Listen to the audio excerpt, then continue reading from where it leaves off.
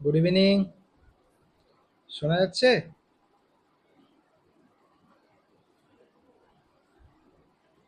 Good evening সবাইকে। একবার জানাবে শোনা যাচ্ছে কিনা।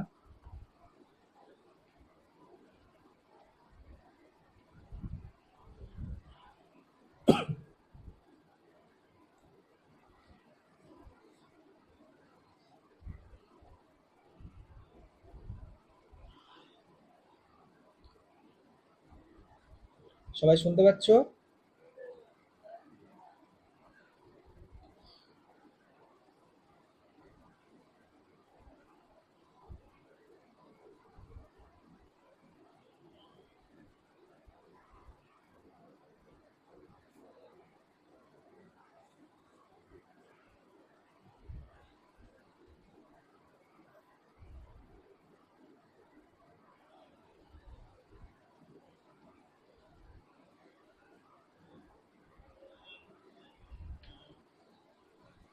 ক্লিয়ার সাউন্ড আসছে? গুড ইভিনিং সবাইকে।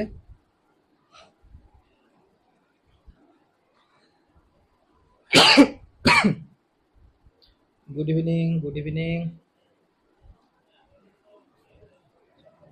শুনতে পাচ্ছি না।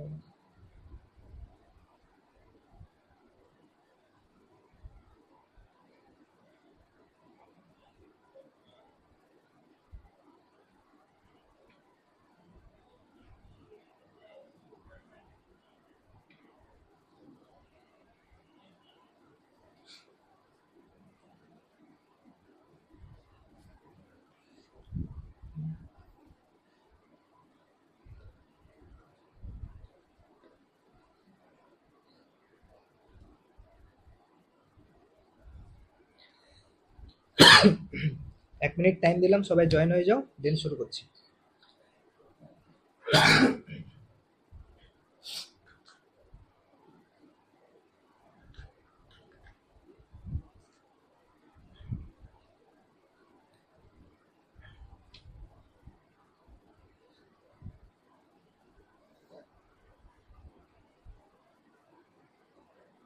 হ্যাঁ, আজকে কোশ্চেন হবে, কোশ্চেন অ্যান্সার।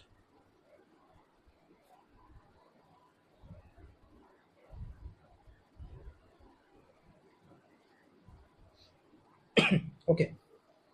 চ্যাপ্টারগুলো কি পড়ে আবার রিভিশন দিবেন? পরে, হ্যাঁ পরে আবার রিভিশন দিব। পরে, পরে আবার রিভিশন দিব। কে লিখেছো? সাবানা, হ্যাঁ পরে আবার রিভিশন দিব। আর রিভিশন না দিলেও তো তোমার ভিডিও তো থাকছেই সাবানা। ভিডিও তো থাকছেই, তুমি যখন ইচ্ছা দেখে নিতে পারবে। স্যার আমি নিউ, আমি কি প্রিভিয়াস ক্লাস করে লাইভ ক্লাসগুলো করব?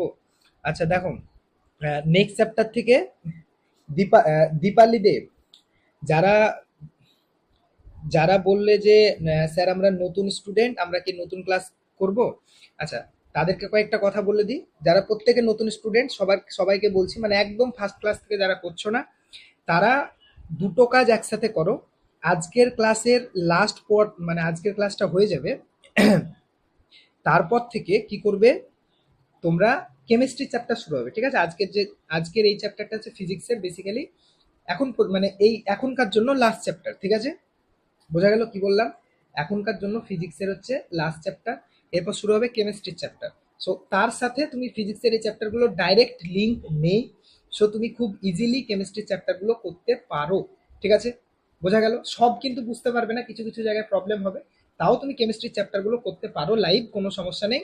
কিন্তু সাথে সাথে তোমাকে প্রিভিয়াস যে ক্লাসগুলো হয়েছে কেমিস্ট্রি কমপ্লিট হতে হতে আবার কেমিস্ট্রি শেষ হবে, কয়েকটা চ্যাপ্টার করাবো কেমিস্ট্রি, তারপর আবার ফিজিক্স আমরা শিফট করব। তার জন্য যারা ক্লাসগুলো করনি এই কয়দিনে, মানে কেমিস্ট্রি যখন হচ্ছে ততদিনে প্রিভিয়াস ক্লাসগুলো করে নাও, আর সাথে সাথে কেমিস্ট্রির ক্লাসগুলো লাইভ করো। বোঝাতে পারলাম? সাথে সাথে কেমিস্ট্রির ক্লাসগুলো লাইভ করো।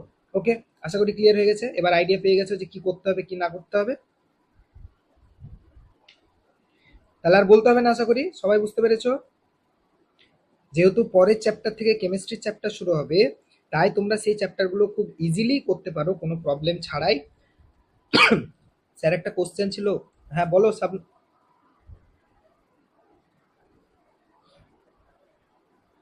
হ্যাঁ কোশ্চেন ছিল, বলো শাবনুর কবির।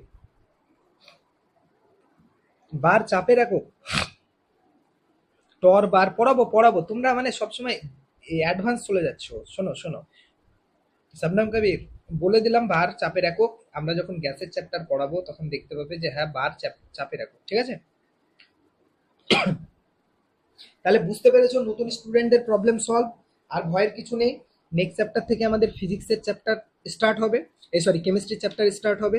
সো আশা করি তোমাদের আর কোনো সমস্যা হবে না, তোমরা খুব ইজিলি কেমিস্ট্রি চ্যাপ্টারগুলো করতে পারবে। তবে তাই বলে ফিজিক্সের ওই চ্যাপ্টারগুলো বাদ দিয়ে দেবে না, কেমিস্ট্রির অনেক চ্যাপ্টারে ফিজিক্সের ওই কনসেপ্টগুলো লাগবে। বোঝা গেল? ততদিনে তোমরা ফিজিক্সের চ্যাপ্টারগুলো কমপ্লিট করে নাও আর এদিকে লাইভ ক্লাসগুলো করো। ওকে, চলো তাহলে আজকে আমাদের ক্লাসের যে কোশ্চেন অ্যান্সার সেটা শুরু করি। ওকে, প্রথম যে কোশ্চেনটা বলেছে দেখো, খুব সুন্দর একটা কোশ্চেন, খুব ভালো একটা কনসেপচুয়াল কোশ্চেন। কি বলেছে কোশ্চেনটা? বলেছে 200 মিটার উচ্চতা থেকে মাটিতে জল পড়ে অনুভূমিকভাবে নির্দিষ্ট গতিবেগে গড়িয়ে যাচ্ছে, অন্যভাবে শক্তির অপচয় না হলে জল কি বেগে গড়িয়ে যাচ্ছে? কোশ্চেনটা সবাই বুঝতে পেরেছো? কোশ্চেনটা সবাই বুঝতে পেরেছো? আচ্ছা, ক্লার্কশিপে এসেছিল না? হ্যাঁ, বার হচ্ছে চাপের একক। ওকে, তাহলে কোশ্চেনটা বুঝতে পেরেছো কি বলেছে? যে ধরো একটা পাহাড় আছে, 200 মিটার উঁচু একটা পাহাড়। মন দিয়ে শুনবে, আর আজকের ক্লাসটা কিন্তু খুব ইম্পর্টেন্ট কোশ্চেন অ্যান্সার সলভ করার জন্য। ওকে, কি বললাম? 200 মিটার উচ্চতা থেকে মাটিতে জল পড়ে অনুভূমিকভাবে নির্দিষ্ট গতিবেগে গড়িয়ে যাচ্ছে, অন্যভাবে শক্তির অপচয় না হলে জল কি বেগে গড়িয়ে যাবে? মানে এখানে ধরো পাহাড় একটা আছে, এই পাহাড়টা ভূমি থেকে কত মিটার উঁচু? 200 মিটার উঁচু একটা পাহাড়। কি বললাম? ভূমি থেকে 200 মিটার উঁচু পাহাড়। এবার বলেছে এই পাহাড়ের উপর থেকে জল পড়ছে, দিয়ে এই পাহাড় থেকে এইভাবে জল পড়ে যখন ভূমিতে পৌঁছচ্ছে, মানে এ দেখো দেখো এই উচ্চতা বরাবর জলটা আসছে আস্তে আস্তে আস্তে, যখন ভূমিতে পৌঁছচ্ছে তখন কি বেগ নিয়ে জলটা সামনের দিকে গড়িয়ে যাবে? বলেছে শক্তির অন্যভাবে অপচয় কোনোভাবে হবে না। বোঝাতে পারিছি না পারিনি? কোশ্চেনটা ক্লিয়ার? কোশ্চেনটা ক্লিয়ার? সবাই বলবে হ্যাঁ স্যার ক্লিয়ার, একদম জলের মতো পরিষ্কার, তাই তো? ওকে, এবার দেখো তাহলে আমরা এই অঙ্কটা কি করে করব। আচ্ছা, যে জলটা উপরে ছিল, ধরো ভূমি থেকে 200 মিটার উঁচুতে ছিল, তার একটা পটেনশিয়াল এনার্জি আছে। যে জলটা উপরে ছিল তার একটা কি আছে? পটেনশিয়াল এনার্জি আছে, স্থিতিশক্তি। এখানে যে জলটা গড়িয়ে যাচ্ছে, সেই গড়ানোর জন্য জল শক্তি কোথায় পাচ্ছে? গড়িয়ে যাচ্ছে মানে কি? জলের গতিশক্তি আছে নিচে, শক্তি কোথায় থেকে পাচ্ছে? এই যে উঁচুতে যখন ছিল, সেই জলের যে পটেনশিয়াল এনার্জি, সেটাই বস্তুর কাইনেটিক এনার্জি, জলের কাইনেটিক এনার্জিতে পরিণত হচ্ছে। আমি আগেই বলেছিলাম যে শক্তি একটা শক্তি থেকে আর একটা শক্তিতে খুব সুন্দরভাবে ট্রান্সফার হতে পারে। বোঝা গেল? শক্তি এক শক্তি থেকে আরেক শক্তিতে ট্রান্সফার হতে পারে। তাহলে যখন পাহাড়ের উপর জলটা ছিল, তার একটা স্থিতিশক্তি ছিল। সেই স্থিতিশক্তি যতটা ছিল, ঠিক ততটাই স্থিতিশক্তি এই ভূমিতে আসার পর জলের গতিশক্তিতে কনভার্ট হয়ে গেছে। কেন? কারণ ভূমিতে স্থিতিশক্তি কত আছে, পুরোটা লিখছি না। ভূমিতে জলের পটেনশিয়াল এনার্জি কত? জিরো। তাহলে জিরো কেন হলো? কারণ এই পুরো পটেনশিয়াল এনার্জিটা জলের কাইনেটিক এনার্জিতে কনভার্ট হয়ে গেছে। তার জন্যই তো জলটা এইভাবে গড়িয়ে যাচ্ছে ভূমিতে। নাহলে ভূমিতে গড়ানোর জন্য জল শক্তি কোথায় পাবে? বেগ আছে বস্তুর মধ্যে বা ত্বরণ আছে, তার মানে আমাদের কিসের দরকার? বলের দরকার বা শক্তির দরকার। তো শক্তিটা পেলো কোথায় থেকে? এই যে পটেনশিয়াল এনার্জি, সেটাই বস্তু বা জলের কাইনেটিক এনার্জিতে ক্লিয়ার হয়েছে। এতটুকু বোঝা গেছে? এতটুকু বোঝা গেছে? সবাই বুঝতে পেরেছো? আচ্ছা, তার মানে আমি বলতে পারি যে এখানে জলের যে পটেনশিয়াল এনার্জি ছিল ভূমিতে, এখানে হচ্ছে জলের সেটাই কাইনেটিক এনার্জিতে কনভার্ট হয়েছে। তার মানে আমরা সিম্পল ভাবে বলতে পারি যে হ্যাঁ স্যার, জলের পটেনশিয়াল এনার্জি এইচ উচ্চতায় থাকার জন্য যদি এম জি এইচ হয়, ধরো সাপোজ ভূমি থেকে জলটা এইচ উচ্চতায় আছে, ঠিক আছে?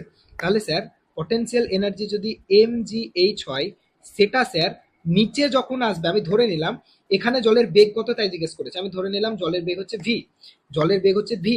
তাহলে সেটা কি হবে? নিচে যখন জলটা যাবে ভি বেগে যদি যায়, তার গতিশক্তির সমান। এ দেখো, এখানে পটেনশিয়াল এনার্জি ছিল এম জি এইচ, এইচ উচ্চতার জন্য, সেটাই জলের কিসে কনভার্ট হয়েছে? কাইনেটিক এনার্জিতে কনভার্ট হয়েছে। এটা আমি বলতে পারি কি পারি না? তাই বলো। তাহলে M G H equal to half M V square বলতে পারি, যে জলের যেটা কাইনেটিক এনার্জি ছিল পটেনশিয়াল এনার্জি, সেটাই জলের কাইনেটিক এনার্জিতে কনভার্ট হয়েছে পুরোটা।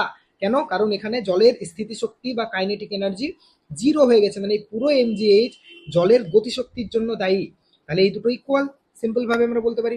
আচ্ছা, ইকুয়াল যদি হয়, এবার দেখো দুই দিক থেকে এম কেটে গেল। তুমি ভাববে স্যার অঙ্কে তো আর কিছুই বলা নেই, শুধু 200 মিটার। আরে ফর্মুলাতে তো এম কেটেই যাবে আমাদের। তাহলে এখানে কত ভরের জল আছে সেটা আমার দেখার কোনো দরকারই নেই। এখানে কত ভরের জল আছে সেটা আমার দেখার কোনো দরকারই নেই। বোঝাতে পেরেছি না পারি নাই?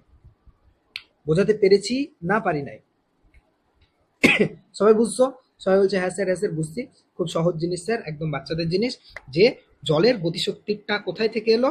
জলের যে স্থিতিশক্তি ছিল সেটাই জলের গতিশক্তিতে কনভার্ট হয়েছে। ব্যাস, অঙ্ক হয়ে গেল, আর কিছু নেই। এবার দেখো, এবার তোমাকে জলের বেগ চেয়েছে, তার মানে আমার ডান দিকে কি পড়ে থাকলো? জিএইচ, আচ্ছা সরি, কালারটা একটু চেঞ্জ করে নিই।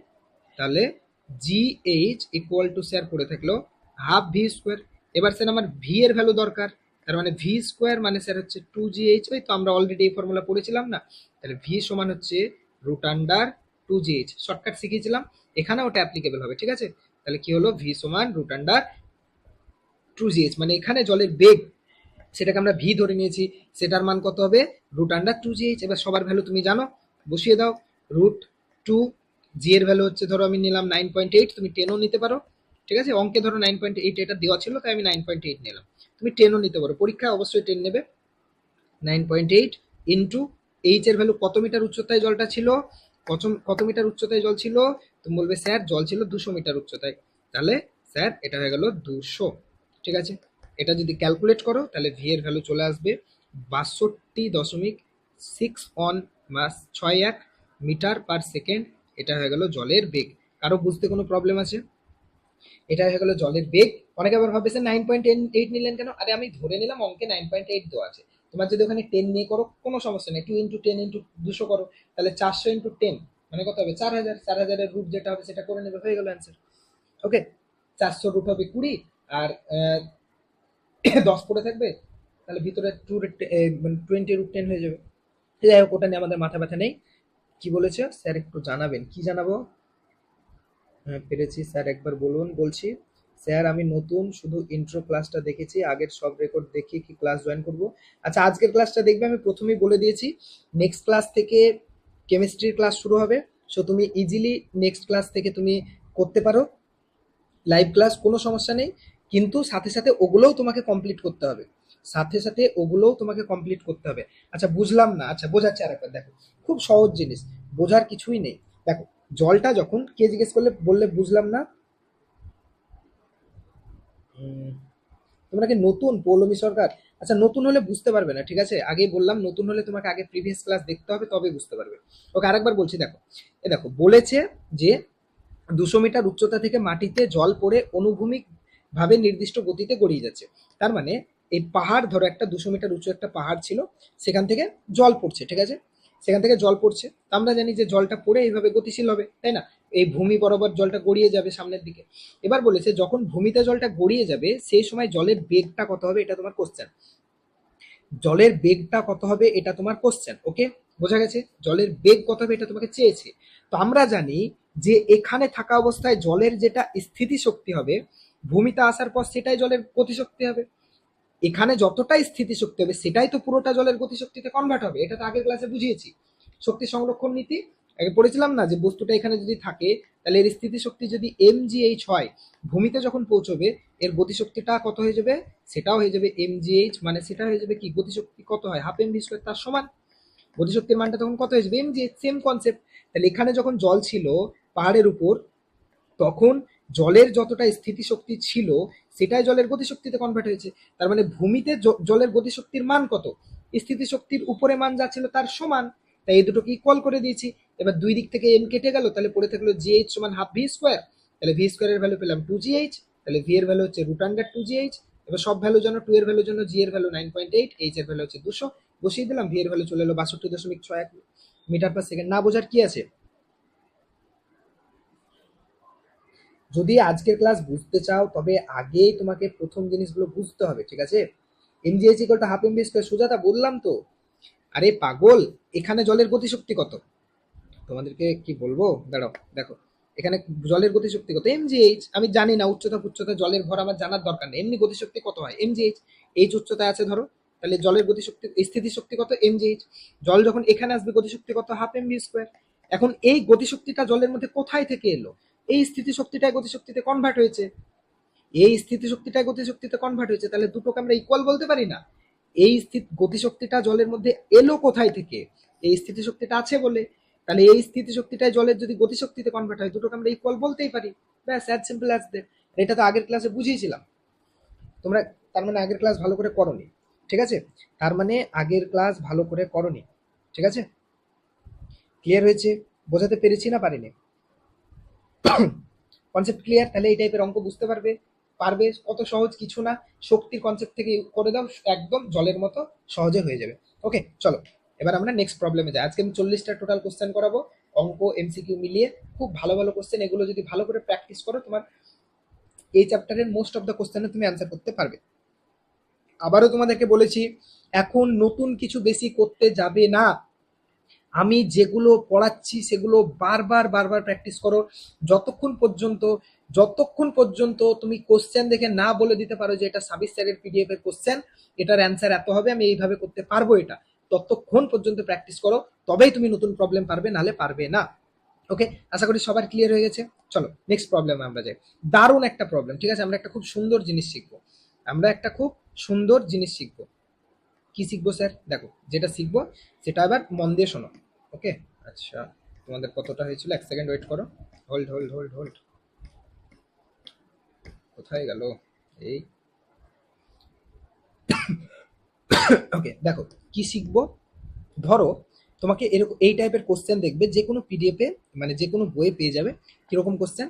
তোমরা এগুলো সলভ করতে পারো না, আজকে আমি তোমাদেরকে মজা শেখাবো। তখন মজা দেবো। কি মজা স্যার? স্যার চকলেট খাওয়াবেন? হ্যাঁ, চকলেটও খাওয়াতে পারি। দেখো কি কোশ্চেন কি বলেছে, দেখো। ধরো তোমাকে এরকম বললো যে একটা বস্তুর গতিশক্তির পরিবর্তন বলে দিল। কি বললো? একটা কোশ্চেনে তোমাকে বললো যে একটা বস্তুর ভরবেগ, কোশ্চেনটাকে শোনো, ঠিক আছে? বলে দিল ভরবেগ n% বৃদ্ধি পেয়েছে। আচ্ছা, n% মানে কি? যে কোনো পার্সেন্ট হতে পারে, 10%, 20%। আমি একটা সংখ্যাকে বোঝানোর জন্য n নিলাম, ঠিক আছে? মন দিয়ে শুনবে। কি বলেছে? বলেছে একটা বস্তুর ভরবেগ n% বৃদ্ধি পেয়েছে। কি বলেছে? ভরবেগ n% যদি বৃদ্ধি পায়, তবে ওই বস্তুর গতিশক্তির পরিবর্তন কত? তোমাকে ভরবেগের পরিবর্তনটা বলে দিয়েছে কত পার্সেন্ট, দিয়ে গতিশক্তির পরিবর্তনটা চেয়েছে। কোশ্চেন বুঝতে পেরেছো? যে কোনো কোশ্চেনের বই খুললে এই টাইপ কোশ্চেন পাওয়া যাবে। তুমি যদি কোনো নোটবুক খোলো, তাতে অনেক বড় করে করা থাকবে, তোমরা করতে গিয়ে বুঝতে পারবে না। আমি একদম মাখনের মতো নিয়ম শেখাবো। একবার শিখবে, সারা জীবনের জন্য মনে থাকবে। একবার শিখবে, সারা জীবনের জন্য মনে থাকবে। শর্টকাট শিখিয়ে দিচ্ছে এই টাইপের প্রবলেম কি করে করবে। কি বলেছে? যে ধরো ভরবেগের বৃদ্ধিটা তোমাকে বলে দিয়েছে, গতিশক্তির পরিবর্তন বা গতিশক্তির বৃদ্ধিটা তোমাকে চেয়েছে। আচ্ছা, এটা হতে পারে। আবার উল্টোটা হতে পারে। ধরো গতিশক্তির পরিবর্তন বলে দিয়েছে তোমাকে, কাইনেটিক এনার্জি বা গতিশক্তির পরিবর্তন n% বলে দিয়েছে, এবং জিজ্ঞেস করেছে বৃদ্ধি পেয়েছে কত, গতিশক্তি n%। তাহলে ভরবেগের পরিবর্তন কত? দুটোই কিন্তু থাকতে পারে। তাহলে গতিশক্তির পরিবর্তন দেওয়া থাকতে পারে, ভরবেগের পরিবর্তন জিজ্ঞেস করতে পারে, বা ভরবেগের পরিবর্তন বলা থাকতে পারে, গতিশক্তির পরিবর্তন জিজ্ঞেস করতে পারে। এই টাইপের প্রবলেম কি তোমরা সলভ করতে পারো? একবার আমাকে তাড়াতাড়ি চ্যাটে জানাবে। এই টাইপের প্রবলেম কি তোমরা সলভ করতে পারো? একবার তাড়াতাড়ি চ্যাটে জানাবে।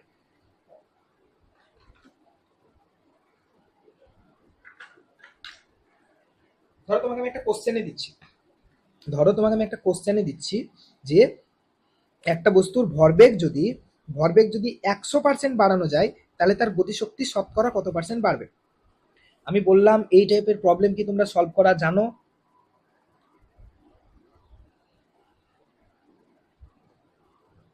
জানো না? ওকে, গুড, খুব ভালো জিনিস। সবকিছু জানা ভালো না, ঠিক আছে? তোমরা যদি সব জেনে নাও, তাহলে আমার কাছে আর কে পড়বে, তাই না? বলো। আমারও তো পেট চালাতে হবে, তোমাদেরকে পড়াতে হবে। তারপর শুধু পেট চালানো না, তারপর মজা, এই যে মজাটা পাই তোমাদেরকে পড়িয়ে, সেটাও তো আমার দরকার না?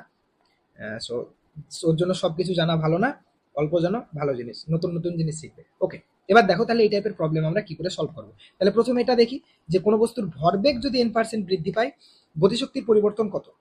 এটা আমরা কি করে সলভ করব। এই টাইপের জিনিস সলভ করার জন্য আমাদের কাছে কি অস্ত্র আছে স্যার? আমাদের কাছে ব্রহ্মাস্ত্র আছে স্যার। আপনি আছেন, আমাদের ভয় নেই। দেখো, সত্যি ভয় নেই আমি থাকাকালীন। দেখো কি বলেছে, যদি তোমাকে একটা বস্তুর ভরবেগের বৃদ্ধিটা বলে দেয় n%, গতিশক্তির বৃদ্ধি জিজ্ঞেস করে, গতিশক্তির বৃদ্ধি জিজ্ঞেস করে, দেন আমাদের কাছে শর্টকাট ফর্মুলা হচ্ছে কি, shortcut formula N into into 200 plus N divided by 100%। ব্যাস হয়ে গেল অঙ্ক। এই ফর্মুলায় এন এর ভ্যালু বসাও, পুট করো, অ্যান্সার কমপ্লিট। আর কিচ্ছু করতে হবে না। এটাকে তুমি যদি নর্মাল ভাবে করতে চাও, অনেক খাটনি হবে, অনেক বড় হবে, সময় পাবে না পরীক্ষা হলে। সো এই ফর্মুলাটাকে একদম ট্যাটু করে নাও, যা করে পারবে মনে রাখো। যেভাবে বয়ফ্রেন্ডের বার্থডে মনে রাখো, যেভাবে বয়ফ্রেন্ড কখন ঘুমায়, কখন উঠে, ফোন নাম্বার কি, সব মনে রাখো, সেম ভাবে এই ফর্মুলাটাকেও তোমাকে মুখস্থ রাখতে হবে। যে যদি একটা বস্তুর ভরবেগের বৃদ্ধি তোমাকে বলে দেয় n%, এগুলো শর্টকাট ট্রিক, ঠিক আছে? এগুলো আবার কেউ জিজ্ঞেস করে না স্যার এগুলো কোথায় থেকে এলো, এগুলো শর্টকাট ট্রিক। কি বললাম?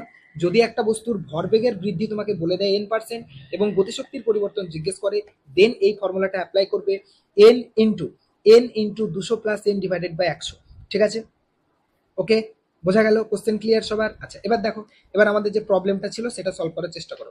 আমার এই কোশ্চেনটা দিয়েছিলাম যে একটা বস্তুর ভরবেগের বৃদ্ধি যদি 100% হয়, ভরবেগ যদি 100% বাড়ানো হয়, তাহলে তার গতিশক্তি শতকরা কত পার্সেন্ট বাড়বে?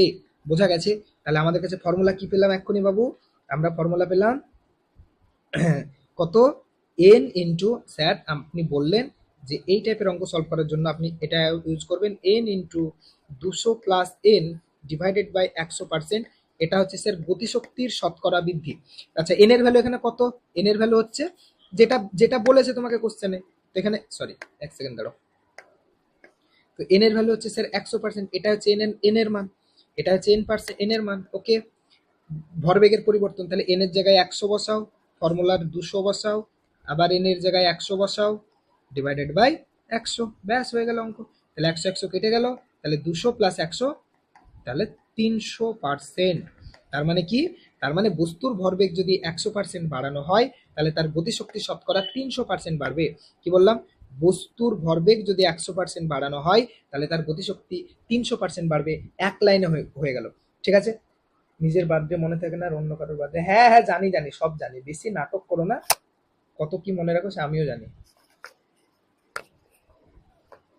তোমার এই যে আমিও পার করে এসেছি। ক্লিয়ার হয়েছে? আরে এই 200টা কোথায় থেকে এলো? কে রে, মেয়েটা কোথায় ছিল? জেসমিন খাতুন। আরে আমি বললাম তো এগুলো শর্টকাট ট্রিক, এগুলো হচ্ছে শর্টকাট ট্রিক, তাড়াতাড়ি করা। তুমি এটা নর্মাল ভাবে করতে পারো, যেটা তুমি জানো, পরিবর্তন বের করে তার পার্সেন্টেজ বের করা, করতেই পারো, নো ইস্যু, করতেই পারো, নো ইস্যু। কিন্তু আমার কোশ্চেন হচ্ছে তুমি পরীক্ষা হলে তুমি নর্মাল ভাবে করতে পারবে না। ঠিক আছে? পরীক্ষা হলে তুমি নর্মাল ভাবে করতে পারবে না, সময় অনেক চলে যাবে। তাই সব সময় দেখো, কম্পিটিটিভ এক্সামে সে হচ্ছে ভালো টিচার, যে তোমাকে কনসেপ্ট পড়াবে খুব ভালোভাবে, একদম জলের মতো ক্লিয়ার করবে। তারপর যে প্রবলেমগুলো পরীক্ষায় তাড়াতাড়ি করা যাবে যেভাবে, সেই প্রসেসগুলো শেখাবে। তাহলে সেই রেসপেক্টে আমি খুব ভালো টিচার, বলো? তাই না? যাই হোক, বোঝা গেল? বোঝাতে পারলাম না পারলাম? এই কে আবার জিজ্ঞেস করছে স্থিতিশক্তি? আর এই স্থিতিশক্তির সাথে ভরবেগের কোনো সম্পর্ক আছে নাকি, মাথা মোটা? এই মাথা মোটা, স্থিতিশক্তির সাথে ভরবেগের কোনো সম্পর্ক আছে? আরে পাগল, আমরা তো জানি গতিশক্তি আর ভরবেগের মধ্যে সম্পর্ক আছে, আগে রিলেশন পড়লাম না? পি স্কোয়ার সমান এই ই সমান কাইনেটিক এনার্জি সমান পি স্কোয়ার বাই 2m।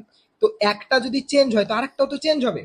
একটা বস্তুর যদি গতিশক্তি চেঞ্জ হয়, বস্তুর ভরবেগ চেঞ্জ হবে, ভরবেগ চেঞ্জ হলে গতিশক্তি চেঞ্জ হবে। যাদের মধ্যে রিলেশন আছে সেটাই তো আমাদেরকে বলতে হবে, তাই না?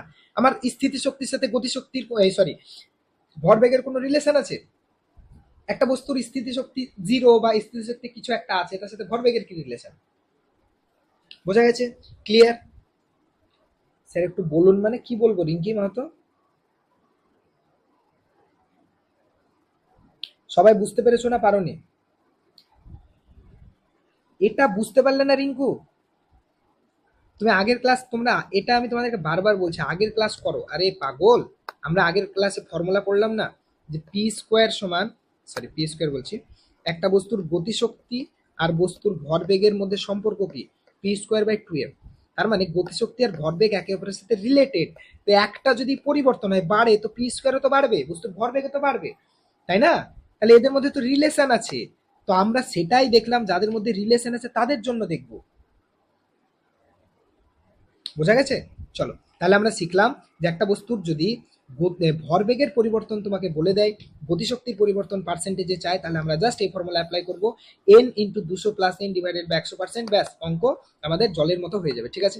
আচ্ছা এবার নেক্সট, এবার যদি গতিশক্তির পরিবর্তন তোমাকে অঙ্কে বলা থাকে, ভরবেগের পরিবর্তন জিজ্ঞেস করে, গতিশক্তির পরিবর্তন তোমাকে বলে দিয়েছে, একটা বস্তুর গতিশক্তির পরিবর্তন বলে দিয়েছে, তারপর ভরবেগের পরিবর্তন চেয়েছে, তাহলে এই টাইপের গুলো আমরা কি করে করব?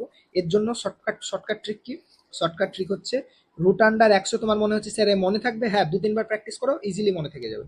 Root under 100 plus N into এই রুটের মধ্যে 100, দেখো এই জায়গাটা বুঝবে, রুট আন্ডার রুটের মধ্যে ব্র্যাকেট দিয়ে 100 প্লাস এন ইনটু 100, মানে পুরোটার ব্র্যাকেট তার বাইরে 100 দিয়ে রুটের বাইরে মাইনাস 100, এই জায়গাটা গুলিয়ে ফেললে অনেকে, ঠিক আছে?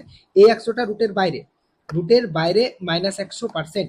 তাহলে তোমাকে যদি একটা বস্তুর গতিশক্তির পরিবর্তন বলে দেওয়া থাকে, গতিশক্তির পরিবর্তন বলে দেওয়া থাকে, তাহলে ভরবেগের পরিবর্তন কত যদি জিজ্ঞেস করে, তাহলে এই ফর্মুলাটা অ্যাপ্লাই করবে। তাহলে দুটো শিখলাম, একটা হচ্ছে যদি ভরবেগের পরিবর্তন বলা থাকে, গতিশক্তির পরিবর্তন জিজ্ঞেস করে এটা, আর যদি গতিশক্তির পরিবর্তন তোমাকে বলে দেয় বা গতিশক্তির বৃদ্ধি বলে দেয়, ভরবেগের বৃদ্ধি বা ভরবেগের পরিবর্তন চাই, তাহলে হচ্ছে এটা শর্টকাট ট্রিক, ব্যাস আমাদের অঙ্ক হয়ে যাবে।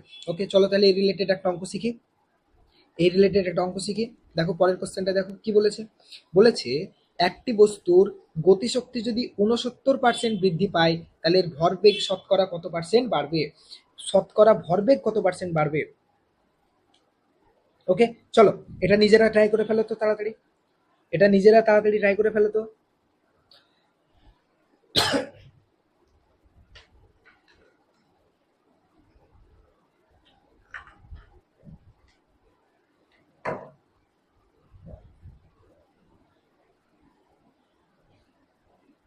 দেখছো সম্প্রীতি পান্ডার অ্যান্সারও হয়ে গেছে, তাহলে বুঝতে পারছো ট্রিকটার পাওয়ার দেখছো? এগুলো হচ্ছে আমাদের ব্রহ্মাস্ত্র। দেখো পরীক্ষা হলে শুধু কনসেপ্ট কিন্তু তোমাকে কাজ দেবে না, ঠিক আছে? আমি আবারও বলছি যে পরীক্ষা হলে শুধুমাত্র কনসেপ্ট তোমাকে কাজ দেবে না, তোমার কনসেপ্ট একদম জলের মতো ক্লিয়ার লাগবে। তার জন্য তোমরা সবাই জানো আমি কনসেপ্ট তোমাদেরকে কত ডিটেলসে গিয়ে প্রত্যেকটা জিনিস ভেঙে ভেঙে পড়াই। কনসেপ্ট নিয়ে তোমার মাথা ব্যথা নেই, শুধু কনসেপ্ট শিখে হবে না, তার সাথে তোমাকে শর্টকাট ট্রিকগুলো জানতে হবে, যে এই অঙ্কটা আমি এইভাবে তাড়াতাড়ি করতে পারবো। তুমি এটা নর্মালি করতেই পারো, কোনো সমস্যা না।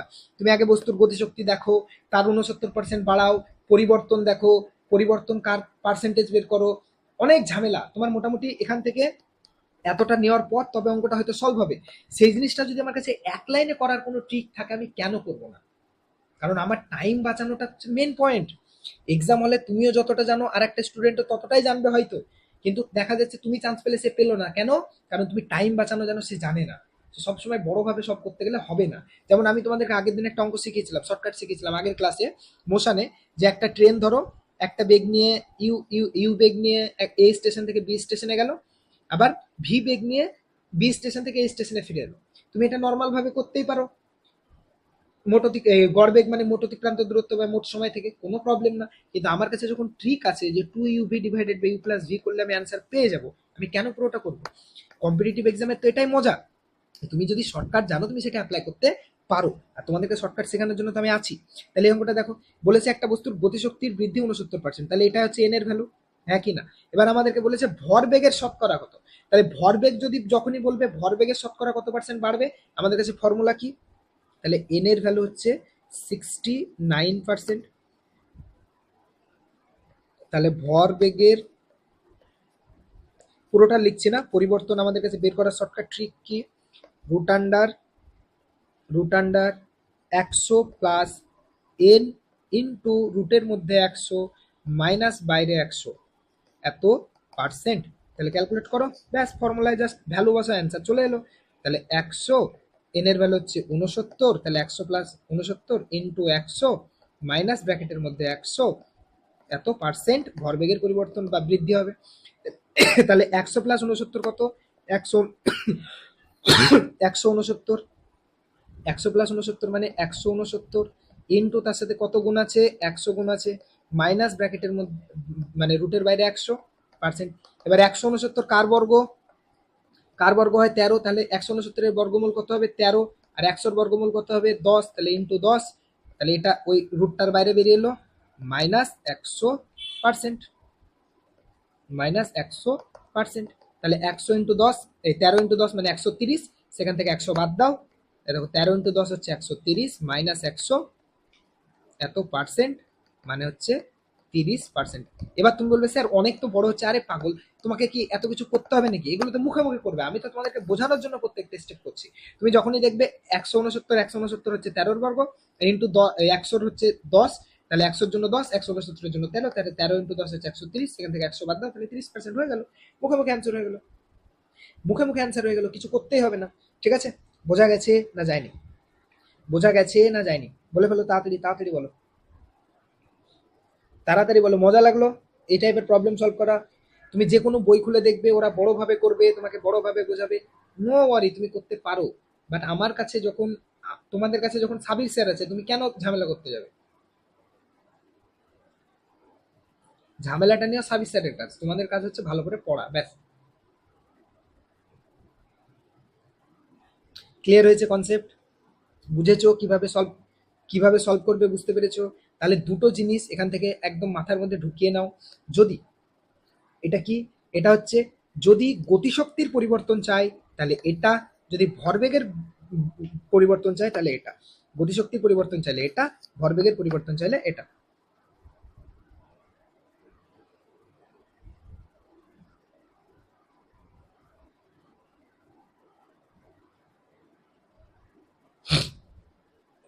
Good, clear. চলো তাহলে আমরা পরের প্রবলেমে যাই। ঠিক আছে, আমি সবাইকে বলেছিলাম এই চ্যাপ্টারটা রিভাইজ দিয়ে আসবে। আচ্ছা, এটা তোমাদের হোমওয়ার্ক থাকলো, নিজেরা করে নিবে, সেম ফর্মুলা অ্যাপ্লাই করবে। জাস্ট আমি তোমাদের করার জন্য, প্র্যাকটিসের জন্য একটা দিয়েছি। ঠিক আছে, এটা হচ্ছে তোমাদের হোমওয়ার্ক।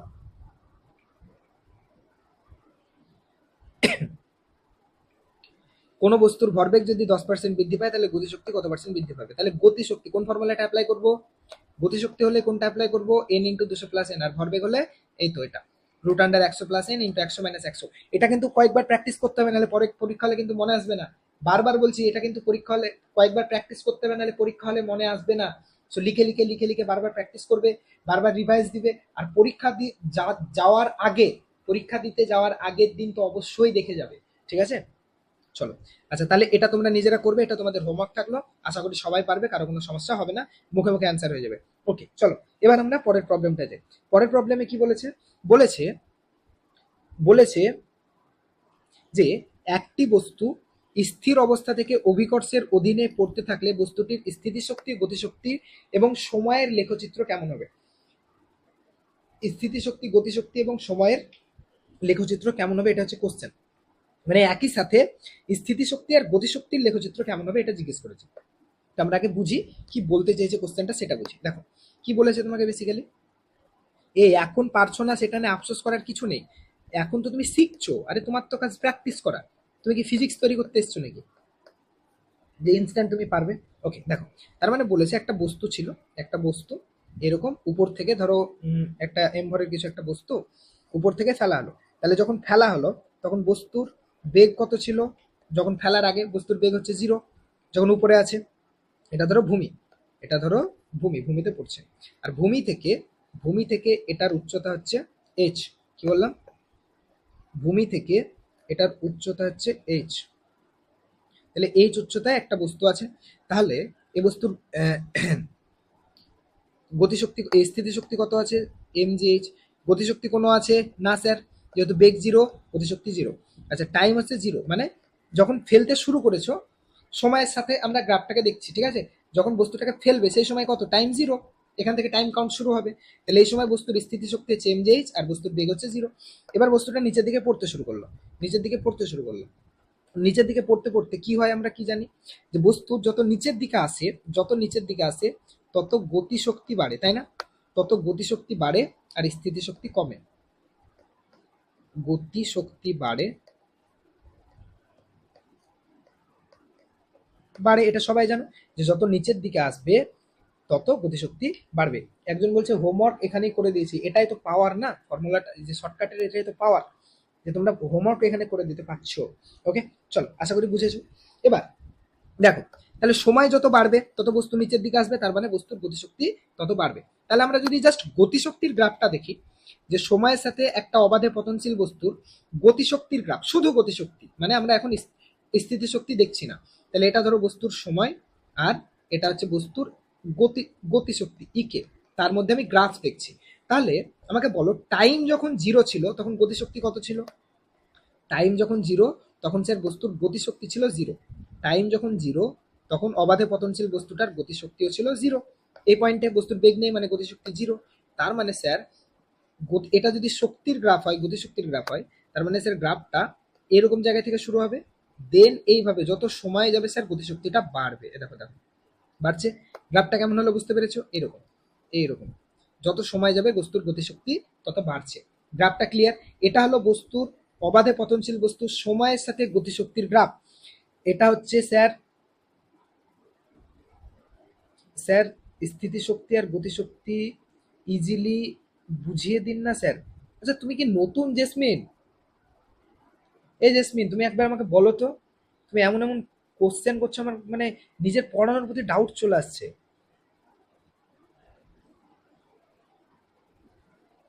তুমি কি বলতে চাইলাম বুঝলাম না, স্থিতিশক্তি গতিশক্তি বুঝিয়ে দিন মানে? তাই আমি 3টে ক্লাস ধরে কি বোঝালাম এতক্ষণ ধরে?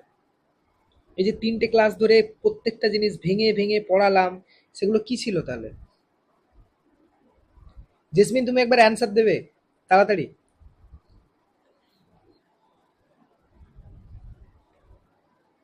জেসমিন তুমি কি নতুন স্টুডেন্ট? প্লিজ একটু ফাস্ট বলো, টাইম চলে যাচ্ছে।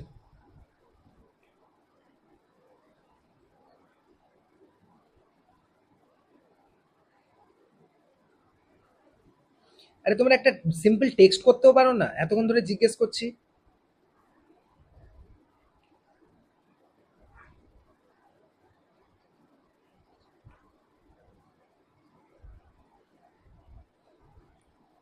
এ আজব কোশ্চেন করো, দেন অ্যান্সারও দাও না। আমি কিছু জিজ্ঞেস করলে এগুলো খুব বিরক্তিকর। আমি তো তোমাকে জিজ্ঞেস করছি জেসমিন, যে তুমি কি নতুন স্টুডেন্ট?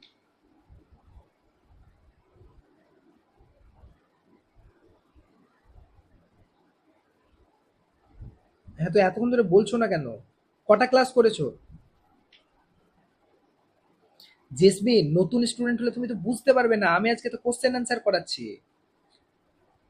তুমি কোশ্চেন অ্যান্সার ক্লাস বাদ দিয়ে গিয়ে লাইভ ক্লাস দেখো, আগের রেকর্ডিং ক্লাস দেখো।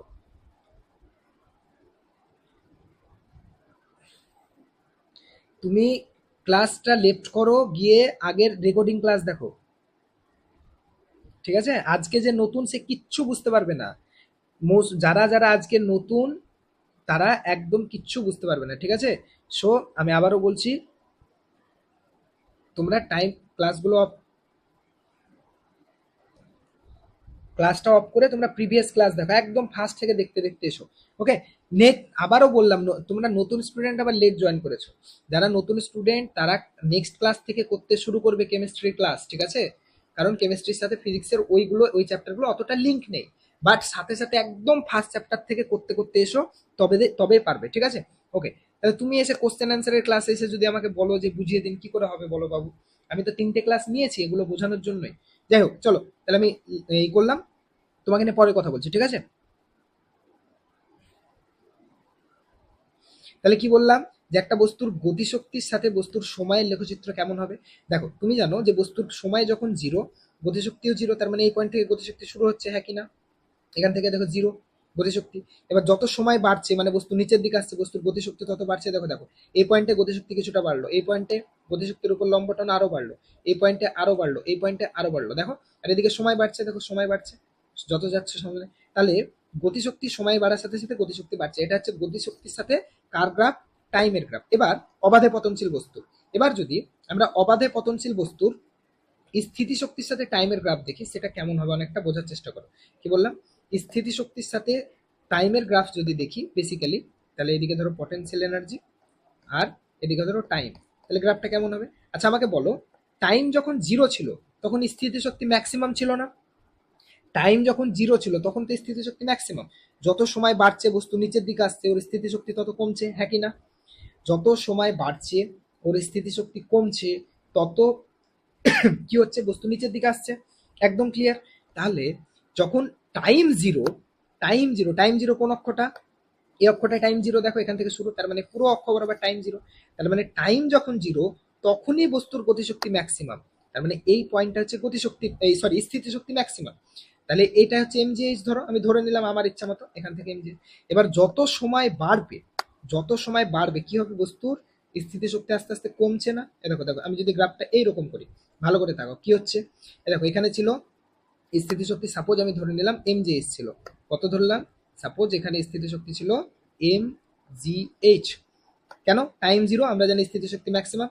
যত সময় বাড়ছে, দেখো সময় বাড়ছে, এই পয়েন্টে এলে দেখো স্থিতিশক্তি কিছুটা কমলো, আরো সময় বাড়ছে, এই পয়েন্টে এলে স্থিতিশক্তি আরো কমে গেল, আরো বাড়ছে সময়, স্থিতিশক্তি আরো কমে গেল। এগুলো শিখিয়েছি, গ্রাফ রিড করা, কেউ আবার বলো না সেটা সব কি করছেন। তার জন্য মোশন চ্যাপ্টার ভালো করে পড়তে হবে, গ্রাফ রিড করা শিখিয়েছি। এই টাইমে স্থিতিশক্তি কত দেখতে গেলে কি করতে হবে, টাইম অক্ষ থেকে গ্রাফের উপর লম্ব, প্রথম যে পয়েন্ট পেলে সেই পয়েন্ট থেকে স্থিতিশক্তি অক্ষের উপর লম্ব, তাহলে এতটা হলো স্থিতিশক্তির মান। তাহলে টাইম বাড়ছে, স্থিতিশক্তি কমছে। তাহলে দুটো গ্রাফ ক্লিয়ার হয়েছে না হয় নাই? এবার যদি আমি দুটো গ্রাফকে মার্জ করে দিই, ধরো দুটো গ্রাফকে আমি মার্জ করে দিলাম, ঠিক আছে, দেখো তো কিরকম গ্রাফটা আসছে। এটা হচ্ছে মজা, দেখলে? হ্যাঁ, যদি মার্জ করে দিই গ্রাফটা কেমন হয়ে গেল, যে বস্তুর গতিশক্তি আর স্থিতিশক্তির মধ্যে গ্রাফ কেমন হয়ে গেল, এই টাইপ, যার মধ্যে এটা হচ্ছে বস্তুর, গতিশক্তির গ্রাফ, কাইনেটিক এনার্জির গ্রাফ, আর এই সাদাটা হচ্ছে বস্তুর পটেনশিয়াল এনার্জি গ্রাফ। সাদাটা হচ্ছে বস্তুর পটেনশিয়াল এনার্জি গ্রাফ। কত মজা লাগলো বলো? দারুণ, চোখের সামনে যেন দেখতে পেলাম, তাই না? তাহলে এটা এখন কিসের গ্রাফ হয়ে গেল, এনার্জি ভার্সেস সময়ের গ্রাফ, ঠিক আছে? এনার্জি, শক্তি ভার্সেস সময়। এখানে শক্তির দুটো গ্রাফ আছে, একটা হচ্ছে গতিশক্তির আর একটা হচ্ছে স্থিতিশক্তির। তাহলে বস্তুর স্থিতিশক্তি দেখো, টাইম যখন জিরো স্থিতিশক্তি ম্যাক্সিমাম ছিল, টাইম বাড়ছে স্থিতিশক্তি কমছে, কমতে কমতে একসময় জিরো হয়ে গেল, ভূমিতে পৌঁছলো যখন জিরো হয়ে গেল। আচ্ছা, তারপর যখন টাইম জিরো ছিল স্থিতিশক্তি মিনিমাম ছিল, সময় বাড়ছে গতিশক্তি বাড়ছে, বাড়তে ম্যাক্সিমাম গেল। সবার কনসেপ্ট ক্লিয়ার?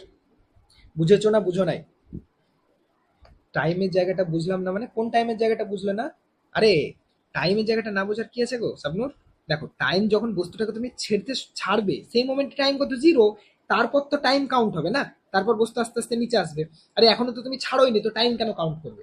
টাইম কি, হ্যাঁ ওই সময় তো একটা কিছু, 1 ঘন্টা 2 ঘন্টা, 10টা বাজছে 20টা বাজছে, সেটা আমরা তো দেখবো না। আমরা যখন বস্তুটাকে ছাড়ছি তখন টাইম কত, জিরো। তাহলে গ্রাফে এখানে টাইম কত, জিরো। এই পয়েন্টে বস্তুর স্থিতিশক্তি কত, ম্যাক্সিমাম, এমজিএইচ এ দেখো এখানে স্থিতিশক্তি ম্যাক্সিমাম আছে, এমজিএইচ। যত সময় বাড়বে, বস্তুর স্থিতিশক্তি কমছে সময়ের সাথে সাথে, দেখো কমছে। আর দেখো সময় বাড়ছে, স্থিতিশক্তি কমছে। বুঝেছো শাবনূর এবার? ভালো লাগলো এই প্রবলেমটা, কত সুন্দরভাবে হয়ে গেল, বুঝলা? কত সুন্দরভাবে হয়ে গেল, বুঝলে? তাহলে এটা হয়ে গেল সময় ভার্সেস এনার্জি মানে দুটো গ্রাফ একসাথে, kinetic energy plus potential energy, দুটোর গ্রাফ একসাথে আমরা করে নিলাম। কিরকম দেখো, কি এই পয়েন্টটা টাচ করেছে কেন জানো? দেখো এই পয়েন্টে, দেখো এই পয়েন্টে দুটো গ্রাফ একে অপরকে টাচ করেছে, মানে কি, এই পয়েন্টটা যদি দেখো, এই পয়েন্টটা কি সিগনিফিকেন্ট দেখো তো, এই পয়েন্টটা দেখো, মানে এটা বোঝাচ্ছে যে এই পয়েন্টটায় বস্তুর স্থিতিশক্তি আর গতিশক্তি সমান। দেখো গতিশক্তি কম ছিল, বাড়ছে, এতটা এসছে, ঠিক আছে। স্থিতিশক্তি কম ছিল, বেশি ছিল, বাট কমছে এত। তাহলে আমরা একটা জানি না, বস্তুটা যখন উপর থেকে নিচে পড়বে তখন কি হবে, মিডিল পোর্শনে এসে বস্তুর স্থিতিশক্তি আর গতিশক্তি ইকুয়াল হয়ে যাবে। মনে আছে? মিডিল পোর্শনে এসে এই পয়েন্টটা হচ্ছে ওই পয়েন্টটা যেখানে বস্তুর স্থিতিশক্তি আর গতিশক্তি সমান। কেন? এই পয়েন্টটাই গতিশক্তিরও মান যা, স্থিতিশক্তিরও মান তা। এই পয়েন্টটাই গতিশক্তিরও মান যা, স্থিতিশক্তি। দেখো এই পয়েন্টটা কিন্তু দুটো গ্রাফকেই বোঝাচ্ছে, তাই না? তাহলে এই পয়েন্টে গতিশক্তি কত, এতটা স্যার, যা ভ্যালু হবে। এই পয়েন্টে স্থিতিশক্তি কত, এতটাই স্যার। তার মানে কি স্যার, একে অপরের সাথে সমান। Concept clear? স্যার পটেনশিয়াল এনার্জিটা একবার বলে দিন। পটেনশিয়াল এনার্জি হচ্ছে যখন টাইম জিরো ছিল তখন পটেনশিয়াল এনার্জি বস্তুর কত ছিল, ম্যাক্সিমাম, সব থেকে বেশি। আরে তোমরা পড়ে কেন আসো না আমাকে একবার বলো তো? তোমাদেরকে যে আমি বলি যে আগের ক্লাসটা একবার পড়ে আসবে, ঠিক আছে, কোশ্চেন অ্যান্সার ক্লাস করানোর আগে রেকর্ডিং ক্লাসটা দেখে আসবে। কারণ যারা তোমরা একদমই বুঝতে পারছো না তাদের জন্য তো বাকিদের অনেক লেট হয়ে যাচ্ছে না। একই জিনিস আমাকে 20 বার করে বলতে হচ্ছে। একবার যদি দেখে আসো জিনিসগুলো তাহলে তো ক্লিয়ার হয়ে যায়। তুমি এটা জানো না যে বেগ যখন জিরো, মানে একদম এক্সট্রিম পয়েন্টে, সর্বোচ্চ উচ্চতায় যেখান থেকে বস্তুটা ছাড়বো, সেই সময় বস্তুর স্থিতিশক্তি ম্যাক্সিমাম হয়। তাহলে টাইম জিরো ছিল তখন স্থিতিশক্তি, আমি দেখো উপর থেকে শুরু করেছি, মানে স্থিতিশক্তির অলরেডি একটা ভ্যালু আছে, সেখান থেকে আবার স্থিতিশক্তি কমছে, তাহলে এই স্থিতিশক্তিটাই তো ম্যাক্সিমাম। এটার সময় কত, জিরো, মানে কি সর্বোচ্চ উচ্চতায় আছে। ক্লিয়ার হয়েছে? না বুঝতে পারলে আরেকবার দেখবে। ওকে, তাহলে এই পয়েন্টটা হচ্ছে ওই পয়েন্টটা যেখানে বস্তুর স্থিতিশক্তি আর গতিশক্তি সমান, অর্থাৎ এই মিডিল পয়েন্টটা। আশা করি এবার তোমাদের ক্লিয়ার হয়ে গেছে। তাহলে আমাদের যে কোশ্চেনটা ছিল, সেই কোশ্চেনটা কি, নেক্সট ক্লাস থেকে কোশ্চেন অ্যান্সার করানোর আগে অবশ্যই যা যা পড়াবো সবকিছু দেখে আসবে, নাহলে তো বুঝতে পারবে না। তাহলে কোন গ্রাফটা আমাদের ঠিক হবে বলো তো? কোন গ্রাফটা আমাদের ঠিক হবে? অ্যান্সার কোনটা হবে? অ্যান্সার হয়ে গেল বি, হয়ে গেল রাইট অ্যান্সার। কি অপশন বি হয়ে গেল রাইট অ্যান্সার। কি বলেছে? একটি বস্তুর স্থির অবস্থা থেকে অভিকর্ষের অধীনে পড়তে থাকলে বস্তুটির স্থিতিশক্তি, গতিশক্তি এবং সময়ের লেখচিত্র কেমন হবে? দেখো, এটা হচ্ছে কাইনেটিক এনার্জি, এটা হচ্ছে পটেনশিয়াল এনার্জি। তাহলে কাইনেটিক এনার্জি বস্তুর বাড়ছে, পটেনশিয়াল এনার্জি সময়ের সাথে কমছে যত বস্তু নিচের দিকে আসছে। এই দেখো, এটা হচ্ছে মিডিল পয়েন্ট যেখানে বস্তুর দুটো কাইনেটিক এনার্জি আর পটেনশিয়াল এনার্জি ইকুয়াল। এটা হচ্ছে সেই পয়েন্ট যেখানে বস্তুর কাইনেটিক এনার্জি আর পটেনশিয়াল এনার্জি হচ্ছে ইকুয়াল। এখানে আমি লিখে দিই, এটা হচ্ছে সেই পয়েন্ট, পটেনশিয়াল এনার্জি একটু নিচে আঁকি, দাঁড়ো, পটেনশিয়াল এনার্জি, এটা হচ্ছে সেই পয়েন্ট যেখানে পটেনশিয়াল এনার্জি আর বস্তুর কাইনেটিক এনার্জি ইকুয়াল। ওকে, তাহলে অপশন বি হয়ে গেল আমাদের রাইট অ্যান্সার। আশা করি সবার বুঝে নিয়েছো। তারপরে যে বোঝনি, একবার রেকর্ডিংটা আরেকবার দেখে নেবে এই কোশ্চেনটার জন্য, আশা করি বুঝে নেবে। আচ্ছা, 5 নম্বরটা কি বলেছে এটা তোমরা নিজেরাই করতে পারবে। এরকম একটা লেখচিত্র দেওয়া আছে, চিত্র দেওয়া আছে যেখানে এম ভরের একটা ব্লক রাখা আছে। এবার অভিকর্ষের টানে ব্লকটা আস্তে আস্তে নিচের দিকে পড়ছে, কোনো ঘর্ষণ নেই, ঠিক আছে, এখানে কোনো ঘর্ষণ নেই। অভিকর্ষের টানে বস্তুটা নিচের দিকে পড়ছে এ থেকে বি। জিজ্ঞেস করেছে যখন এই ব্লকটা বি পয়েন্টে পৌঁছবে তখন তার বেগ কত হবে। এখানে ছিল স্থির অবস্থায় ছিল, তার মানে কিছু তার একটা স্থিতিশক্তি ছিল। এবার ওই স্থিতিশক্তিটা বস্তুর গতিশক্তিতে কনভার্ট হচ্ছে, হতে হতে হতে বি পয়েন্টে বস্তুর পুরো স্থিতিশক্তিটা গতিশক্তিতে কনভার্ট হয়ে গেছে। তাহলে বি পয়েন্টে বস্তুটার বেগ কত হবে, এটা হচ্ছে কোশ্চেন। বলো দেখি, এটা এটা নিজেরা করো দেখি। যদি তোমার প্রতিদিনই প্রবলেম আছে, তোমার নেটওয়ার্ক সমস্যা, তাহলে আমার খুব নেটওয়ার্ক প্রবলেম হচ্ছে, এত সুন্দর ক্লাসটা ডিস্টার্ব হচ্ছে। আচ্ছা, যদি প্রবলেম হয় তাহলে রেকর্ডিং করে নেওয়ার কি করবে? যদি সমস্যা হয় কিছু তো করার নেই। আমাকে এই কোশ্চেনটার অ্যান্সার বলো, যখন বস্তুটি বি পয়েন্টে পৌঁছবে এই ব্লকটা, তখন তার বেগ কত হবে? দেখি কে এটা বলতে পারো। Root under 3gh, root under 2gh, root under 4gh, না mg, কোনটা হবে? সবাই অ্যান্সার দাও। অষ্টমী মাহাতো বলছো option B, root under 2gh B, Beauty Khatun B, Shrabani Maiti B, Reshma B, Manjuma B, Fatema Khatun Jannat B, Nasima B, good, Koel B. চলো, ভেরি গুড। তাহলে শিখে নিয়েছো, দেখছো কেন? এটাই তো মজা। কি আমরা জানি, এখানে যখন বস্তুটা ছিল তার একটা কিছু স্থিতিশক্তি আছে। বস্তুটা যখন এখানে আছে, এটা তো ভূমি থেকে এই উচ্চতা, কিছু একটা উচ্চতা আছে, তাই না? ভূমি থেকে তো কিছু একটা উচ্চতায় আছে, হ্যাঁ কি না? এটা ধরো ভূমি, এটা ধরো ভূমি, তাহলে এটা যদি ভূমি থেকে এই উচ্চতায় থাকে, তো তার একটা কিছু স্থিতিশক্তি আছে। তুমি বলবে হ্যাঁ স্যার, অবভিয়াসলি এর একটা স্থিতিশক্তি আছে, সেটা কত? আমাকে ওর ভর ফর কিচ্ছু জানার দরকার নেই, এটা হচ্ছে শক্তির অঙ্কের মজা। স্থিতিশক্তি আছে mgh। তাহলে এটা যখন বি পয়েন্টে পৌঁছবে, এই পুরো স্থিতিশক্তিটাই তো কিসে কনভার্ট হয়ে যাবে? বি পয়েন্টে গতিশক্তিতে কনভার্ট হয়ে যাবে না? তার মানে আমরা বলতে পারি বস্তুর গতিশক্তি বি পয়েন্টে, যদি বস্তুর বেগ ভি হয়, তাহলে বস্তুর গতিশক্তি হাফ এম ভি স্কোয়ার সমান হচ্ছে বস্তুর স্থিতিশক্তি mgh। এই তো সেম আগের অঙ্কটার মতো, এই অঙ্কটার মতো, এই যে জলের অঙ্কটা করালাম না, একই টাইপ জিনিস। ওখানে জল ছিল, ওখানে জল ছিল, এখানে ব্লক, ওখানে জল ছিল, এখানে ব্লক, এটাই ডিফারেন্স।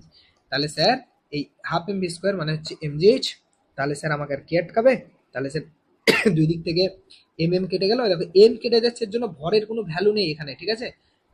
তার জন্য আমাদের ভর নিয়ে মাথা ব্যথা করার দরকার নেই, ব্লকের ভর কত না কত দেখার আমার দরকার নেই। তাহলে ভি স্কোয়ার সমান হচ্ছে 2gh। তাহলে ভি সমান হচ্ছে রুট আন্ডার 2gh। কারো প্রবলেম আছে? নতুন যারা তাদের বাদ দিয়ে বলছি, নতুন যারা তাদের বাদ দিয়ে, মানে যারা রেগুলার ক্লাস করো তাদের কথা বলছি। যারা ক্লাস স্কিপ করেছো বা আগের ক্লাস করোনি বা আগের মিডিলে একটা ক্লাস করোনি, তারা ভুলেও যেন বলবে না স্যার প্রবলেম আছে, মাথা ফাটিয়ে দেবো আমি।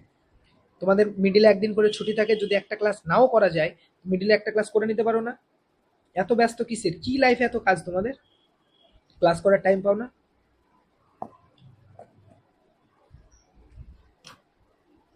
আর যারা নতুন এসছো তাদেরকে তো আমি বলে দিলাম, নেক্সট ক্লাস থেকে কেমিস্ট্রির চ্যাপ্টার শুরু হবে। No ma'am? হ্যাঁ, আমি ম্যাম? এ কি? ঠিক আছে, তুমি পেরেছো বলে আমার জেন্ডার চেঞ্জ করে দিবে?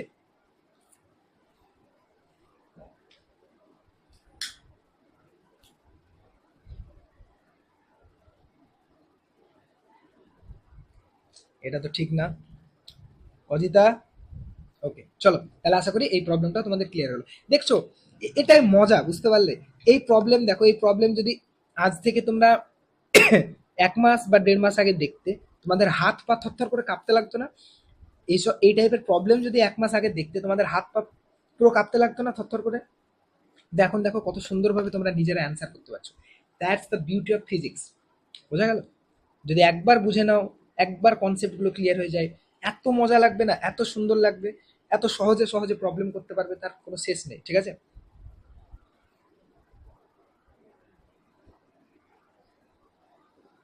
নিজেরাই ভাবো, আজ থেকে 1 মাস আগের তোমাদের নিজেদেরকে ভাবো, আজ থেকে 1 মাস আগের বা 1.5 মাস আগের তোমাদেরকে ভাবো যে স্যার, আহ, আহ, আজ থেকে 1.5 মাস আগে আমরা কি ছিলাম, আর 1.5 মাসের মধ্যে তোমাদের কি পরিমাণ ইমপ্রুভমেন্ট হয়েছে। তাহলে ভাবো, যখন 6 মাস 7 মাস আমার ক্লাস করবে, তখন তোমাদের ইমপ্রুভমেন্টটা কোন লেভেলে পৌঁছবে।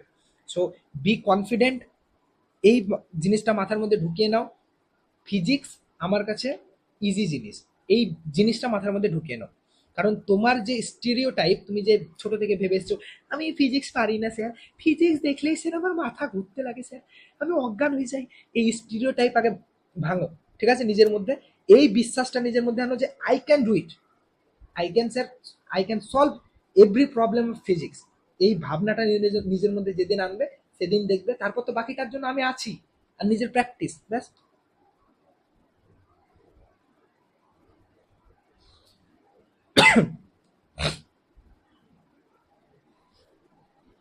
ওকে চলো, তাহলে 1 মাসেই এই লেভেলের ইমপ্রুভমেন্ট হয়েছে যে এখনই একা একা নিজে নিজে প্রবলেম সলভ করতে পারছো। তাহলে 1.5 মাস 2 মাস বা 6 মাস যখন ক্লাস করবে, কতটা ইমপ্রুভমেন্ট হবে ভাবো।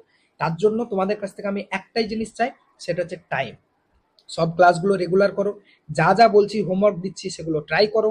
না পারো সমস্যা নেই, আমি কয়েকদিনের মধ্যে একটা মানে ডাউট ক্লিয়ারিং ক্লাস নেব, সেখানে সব কিছু সলভ করাবো। ঠিক আছে? ভয় নেই। ওকে।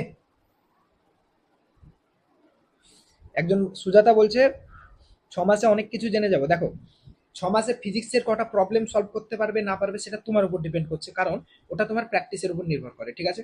কিন্তু আই ক্যান গ্যারেন্টিড যে এই 6 মাস ক্লাস করার পর তুমি তোমার চারপাশের জিনিসপত্র তাকিয়ে এক্সপ্লেন করতে পারবে। ইটস মাই গ্যারেন্টি যে হ্যাঁ, এটা এই কারণে হচ্ছে, এটা এই কারণে হচ্ছে, ব্যাস। চলো পরের অঙ্কটা করি। ঠিক আছে? কি বলেছে? দারুণ অঙ্ক, ঠিক আছে, খুব সুন্দর একটা অঙ্ক। কিন্তু ওই তো বললাম তোমাদের দেখে হাত পা কাঁপে, কিন্তু আমি করাবো, আমি বোঝাবো, দেখো কি কি ইজি লাগবে। তোমার মনে হবে আরে স্যার এত সহজ প্রবলেমও হয়। আমি করাবো, তখন তোমার মনে হবে স্যার এত সহজ প্রবলেম হয়। দেখো, কোশ্চেনটা এত বড় দেখে তোমার ভয় লাগছে যে স্যার কি আছে।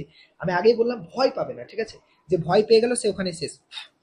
ডার কে আগে জিত হে, এই কথাটা মনে রাখবে। ঠিক আছে? মদ ভি হে, মদ ভি হে। তুমি যদি তখন পাহাড় থেকে লাফ মেরে ভাবো ডার কে আগে জিত হে, তাহলে তো তুমি বোকা। সেটা তো আলাদা ব্যাপার। দেখো কি বলেছি। বলেছে 1 কেজি ভর বিশিষ্ট একটি বস্তু 20 মিটার উচ্চতার একটি বাড়ির ছাদ থেকে নিচে পড়লো। দেখো, এই কনসেপ্টটা না মাথার মধ্যে ঢুকিয়ে নাও, যে বস্তু যখন উপরে থাকবে তখন তার যা স্থিতিশক্তি, বস্তু যখন ভূমিতে পৌঁছবে তখন সেটাই তার গতিশক্তি। আগের ক্লাসেও বলেছিলাম, আবারও বলছি, এই কথাটা একদম মাথার মধ্যে গেঁথে নাও। কি? বস্তু যখন উপরে আছে তখন যা স্থিতিশক্তি, বস্তু যখন নিচে পৌঁছবে সেটাই তার গতিশক্তিতে পুরোটা কনভার্ট হয়েছে। এটা মাথায় ঢুকেছে? এই পয়েন্টটা মাথায় ঢুকেছে? ওকে, এবার দেখো কি বলেছে। 1 কেজি ভর বিশিষ্ট একটি বস্তু 20 মিটার উচ্চতার একটি বাড়ির ছাদ থেকে নিচে পড়লো।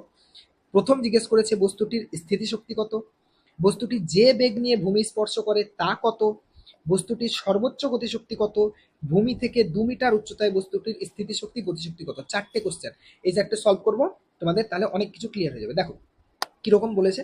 একটা এরকম বিল্ডিং আছে, ধরো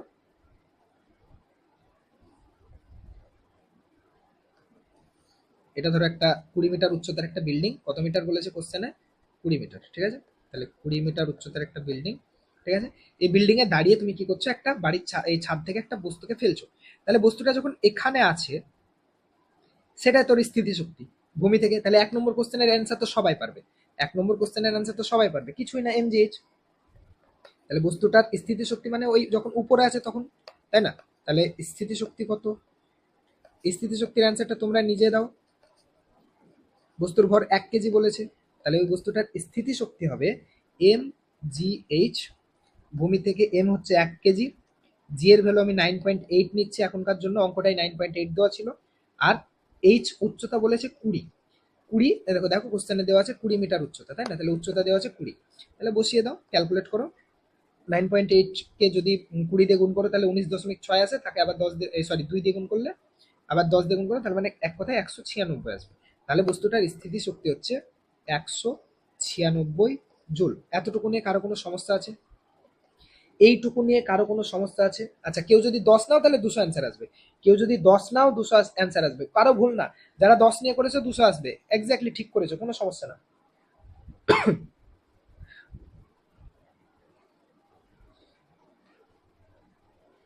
আচ্ছা, 10 নিয়ে করবো? তোমরা বলছো এটা 10 নিয়ে করবো, 10 নিয়ে করলে সুবিধা হবে বলো? আচ্ছা 10 নিয়ে করছি, চলো। তাহলে আমরা যদি জি এর ভ্যালু 10 নিই, তাহলে এটা এলো 196 জায়গায় 200 জুল, ঠিক আছে? 10 20 200, এ দেখো 10 কেন নিয়ে আজকে বুঝতে পারলে? ক্যালকুলেশনের সুবিধার জন্য, যাতে শর্টকাটে হয়। আচ্ছা আমি 10 নিয়ে করলাম, চলো 10 নিলাম, 200 জুল হলো। আচ্ছা তাহলে স্থিতি শক্তি পেয়ে গেলাম, 1 নম্বর পয়েন্টের অ্যান্সার আমাদের কমপ্লিট। আচ্ছা 2 নম্বর কি বলেছে? বস্তুটি যে বেগ নিয়ে ভূমি স্পর্শ করে তার মান কত? আচ্ছা এটা আমাকে অ্যান্সার করাতে হবে। বস্তু যে বেগ নিয়ে ভূমি, যখন ভূমি স্পর্শ করছে বস্তুটা, যখন ভূমি স্পর্শ করছে সেই মোমেন্টে বস্তুর বেগ কত, শিখিয়েছি শর্টকাট। এই যা যা যা যা যা, বস্তুটি যখন ভূমি স্পর্শ করছে, একদম টাচ করবে, সেই মোমেন্টে বস্তুর বেগ কত, এটা কি আমাকে আবার করাতে হবে না নিজেরা পারবে? টুক করে করে ফেলো তো বাবুগুলো নিজেরা। যখন ভূমি স্পর্শ করছে সেই সময় বস্তুর বেগ কত, এটা হচ্ছে নেক্সট কোশ্চেন। এটা নিজেরা একদম তাড়াতাড়ি করে ফেলো তো। এটা আশা করি করাতে হবে না, এটা তো সবাই জানো, শর্টকাট শিখিয়ে দিয়েছি। অবাধে পতনশীল বস্তুর জন্য বেগ কি করে বের করে ভূমি স্পর্শ করার সময়, ভূমি স্পর্শ করার সময় বেগ কি করে বের করে, অবাধে পতনশীল বস্তুর জন্য শিখিয়ে দিয়েছি। তাহলে 2 নম্বর কোশ্চেনটার অ্যান্সার করি, তোমরা নিজেরা একবার অ্যান্সার বলো তারপর আমি করছি।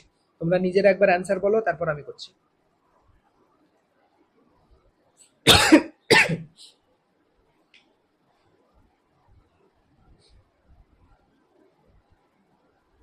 কুড়ি, গুড। কি করে? ডাইরেক্ট আমি জানি যে ভি সমান রুট আন্ডার 2gh অ্যাপ্লাই করো। আচ্ছা কারো যদি মনে না থাকে, কারো যদি ভি সমান রুট আন্ডার 2gh না মনে থাকে, আমি তো এটা জানি বস্তুটা যখন উপরে ছিল তখন তার যা স্থিতি শক্তি, বস্তুটা যখন ভূমিতে স্পর্শ করবে তখন তার গতিশক্তি সমান। দেখো এই ফর্মুলাটা কোথায় থেকে এসছে এটা বোঝো, ঠিক আছে? তাহলে কি লিখতে পারি, যে আমি ডিটেলসে করাচ্ছি, তোমরা শর্টকাট জানো, শর্টকাটে করবে, এত করার দরকার নেই। ছাদে থাকাকালীন, যখন বস্তুটা ছাদে ছিল সেই সময় থাকাকালীন বস্তুর স্থিতি শক্তি, বস্তুটা যা স্থিতি শক্তি ছিল, স্থিতি শক্তি সেটা সমান হচ্ছে কি, ভূমি স্পর্শ করার সময় বস্তুর গতিশক্তি। কতবার করালাম আজকে এই সেম কনসেপ্টটা ইউজ করে, কতগুলো প্রবলেম করলাম দেখো। ভূমি স্পর্শ, এটা হচ্ছে মজা, বুঝলে? এনার্জি, ওয়ার্ক এনার্জি, পাওয়ারের অঙ্ক খুবই সহজ যদি তুমি একবার বুঝে নাও। স্পর্শ করার সময় গতিশক্তি, এটা 3বার অলরেডি ইউজ হয়ে গেল, 3টে প্রবলেম করার সময় সেম কনসেপ্ট ইউজ হয়ে গেল। কোথায় কোথায় স্যার? দেখো এখানে ইউজ হয়েছে, এখানে যখন ছিল এখানে স্থিতিশক্তি গতিশক্তি সমান। আবার এই প্রবলেমটা ইউজ হয়েছে জলের প্রবলেমটাই, দেখো এটা জল এখানে ছিল এখানে, তাহলে সেম এখানে তুমি ইউজ করতে পারো যে বস্তুটা যখন ছাদে ছিল তখন তার যা স্থিতিশক্তি, তখন তার স্থিতিশক্তি কত, স্থিতিশক্তি হচ্ছে mgh। আর এখানে যখন আছে তার যা গতিশক্তি অর্থাৎ হাফ mv², এই দুটো ইকুয়াল, কারণ ওই গতিশক্তিটা স্থিতিশক্তিটাই বস্তুর গতিশক্তিতে পুরোটা কনভার্ট হয়েছে। তাহলে আমি এখান থেকে লিখতে পারি যে স্যার হ্যাঁ, তার মানে half mv² equal to sir হচ্ছে mgh, এখান থেকে এসছে। তাহলে এই এম বাদ চলে গেল, তাহলে v² এর ভ্যালু হচ্ছে 2gh, তার মানে ভি এর ভ্যালু হচ্ছে রুট আন্ডার 2gh। আমি বললাম তোমরা ডাইরেক্ট শর্টকাট করে দিবে তাহলে হয়ে যাবে। তো তুমি সবকিছুর ভ্যালু জানো, 2 এর ভ্যালু 2 স্যার, জি এর ভ্যালু হচ্ছে 10 স্যার, এইচ এর ভ্যালু হচ্ছে 20, তাহলে 20 ইন্টু 10 হচ্ছে 200, 200 ইন্টু 2 হচ্ছে 400, তাহলে রুট আন্ডার 400। তার মানে স্যার বেগ হয়ে গেল ভূমি স্পর্শ করার সময় 20 মিটার/সেকেন্ড। আমি শর্টকাট শিখিয়েছি, এত কিছু করার দরকার নেই। কনসেপ্ট কি, যে ছাদে থাকাকালীন বস্তুর যা স্থিতিশক্তি ছিল ভূমি স্পর্শ করার সময় সেটাই বস্তুর গতিশক্তি। তাহলে এখান থেকে তুমি জাস্ট স্থিতিশক্তি গতিশক্তি সমান করে দিলে ভি এর ভ্যালু পেয়ে যাবে রুট আন্ডার 2gh। তোমার এত কিছু করার দরকার নেই, আমি শর্টকাট আগের ক্লাসে শিখিয়ে দিয়েছিলাম। জবাদে পতনশীল বস্তুর জন্য ভূমি স্পর্শ করার সময় বস্তুর বেগ হবে রুট আন্ডার 2gh, যেখানে এইচ হচ্ছে ভূমি থেকে কত উচ্চতায় বস্তুটা ছিল। ভূমি থেকে কত উচ্চতায় বস্তুটা ছিল। Concept clear? আচ্ছা, তার মানে এই বস্তুটার এনার্জি ছিল 200 জুল, সেই 200 জুল পুরোটাই বস্তুর গতিশক্তিতে কনভার্ট হয়ে গেছে। ওকে, সেখান থেকে আমরা বেগ পেয়ে গেলাম যে 20 মিটার/সেকেন্ড, এটা হলো বস্তুর বেগ। এতটুকুনে কারো কোনো ডাউট আছে? এতটুকু লইয়া কারো কোনো ডাউট আছে? সবাই বলবেন না স্যার, না স্যার, ডাউট নাই, ডাউট নাই। ওকে, এতটুকু নিয়ে কারো কোনো ডাউট আশা করি নাই। এবার 3 নম্বর সলভটা করো, 3 নম্বর কোশ্চেনটা দেখো। মজা লাগছে প্রবলেমগুলো করতে? মজা লাগছে কিনা আমাকে সেটা বলো, আমার ওটা দরকার বেশি, ঠিক আছে? আই ওয়ান্ট মজা ইন লাইফ, মানে তোমরা লাইফে যাতে মজা ফিল করো সেটাই আমি চাই, সেটাই আমি চাই। আচ্ছা, ওকে, আর একটা পেজ লাগবে যে, আমি এখন পেজ পাবো কোথায়? পেয়ে গেছি। ওকে, গুড। চলো 3 নম্বর কোশ্চেনটা মজা এসছে। আচ্ছা, তারপর 3 নম্বর কোশ্চেন কি চেয়েছে দেখো। 3 নম্বর চেয়েছে বস্তুটির সর্বোচ্চ গতিশক্তি কত, বলো। এটা আমাকে করাতে হবে। বস্তুর সর্বোচ্চ স্থিতিশক্তি যেটা হবে সেটাই তো বস্তুর ম্যাক্সিমাম গতিশক্তি হতে পারে। স্থিতিশক্তির থেকে বেশি তো আর গতিশক্তি হতে পারে না, কেন? কারণ ওই স্থিতিশক্তিটাই তো গতিশক্তিতে কনভার্ট হয়েছে। তাহলে বস্তুর সর্বোচ্চ গতিশক্তি কত হবে? সর্বোচ্চ গতিশক্তি হবে 200। ম্যাক্সিমাম কত হতে পারে? যতটা স্থিতিশক্তি ম্যাক্সিমাম। এই সর্বোচ্চ মানে কি লিখলাম?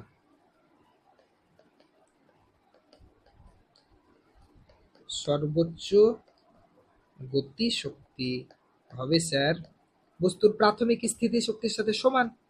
বস্তুর প্রাথমিক মানে যখন ছাদে ছিল তখন যা স্থিতিশক্তি ছিল। দেখো, এই অঙ্কটা দেখে তোমাদের ভয় লাগছিল না প্রথমে? অঙ্কের মধ্যে কিছু আছে স্থিতিশক্তি। তো প্রাথমিক স্থিতিশক্তি কত ছিল আমাদের স্যার? 200 জুল। তাহলে স্যার সর্বোচ্চ গতিশক্তি হলো স্যার 200 জুল। আচ্ছা, এবার 4 নম্বর প্রবলেমটা, এবার হচ্ছে আসল মজা। দেখো 4 নম্বর প্রবলেমটা কি বলেছে। 4 নম্বর প্রবলেম বলেছে যে ভূমি থেকে 2 মিটার উচ্চতায় বস্তুর স্থিতিশক্তি ও গতিশক্তি কত। কি বলেছে? ভূমি থেকে টোটাল উচ্চতাটা 20 মিটার। দেখো মন দিয়ে শুনবে, এই জায়গাটা কনসেপ্ট বোঝো। টোটাল উচ্চতাটা হচ্ছে 20 মিটার। তার মধ্যে বলেছে যখন বলটা পড়ছে, পড়তে পড়তে পড়তে যখন ভূমি থেকে 2 মিটার উচ্চতায় আছে, ভূমি থেকে 2 মিটার উচ্চতায় আছে, তখন বস্তুটার স্থিতিশক্তি কত, এটা জিজ্ঞেস করেছে। দেখো আমি এদিকে একটা ছবি আঁকছি, ঠিক আছে? আবার তাহলে টোটাল আমাদের যে এটার উচ্চতা ছিল, এর এত বেশি প্রবলেম করাতেই পারবো না গো, এত স্লো স্লো করালে। এটা যটা হবে হবে, চাপ নেই, বাকিগুলো হোমওয়ার্ক দিয়ে দেবো, কি আছে। তাহলে বস্তুটা যখন ভূমি থেকে টোটাল উচ্চতাটা কত ছিল? 20 মিটার।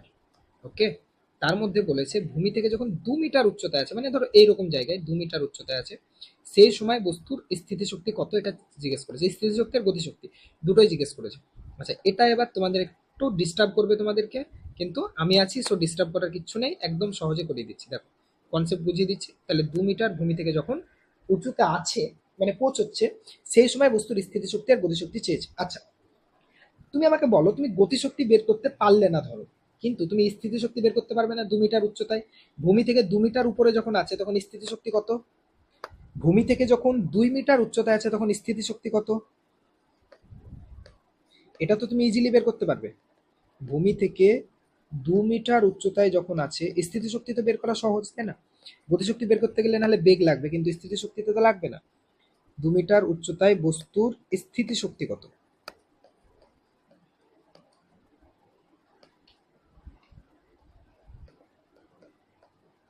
তুমি বলবে স্যার ভূমি থেকে 2 মিটার উচ্চতায় বস্তুর স্থিতিশক্তি হচ্ছে, কত মিটার উচ্চতায় আছে, বস্তুর ভর কত?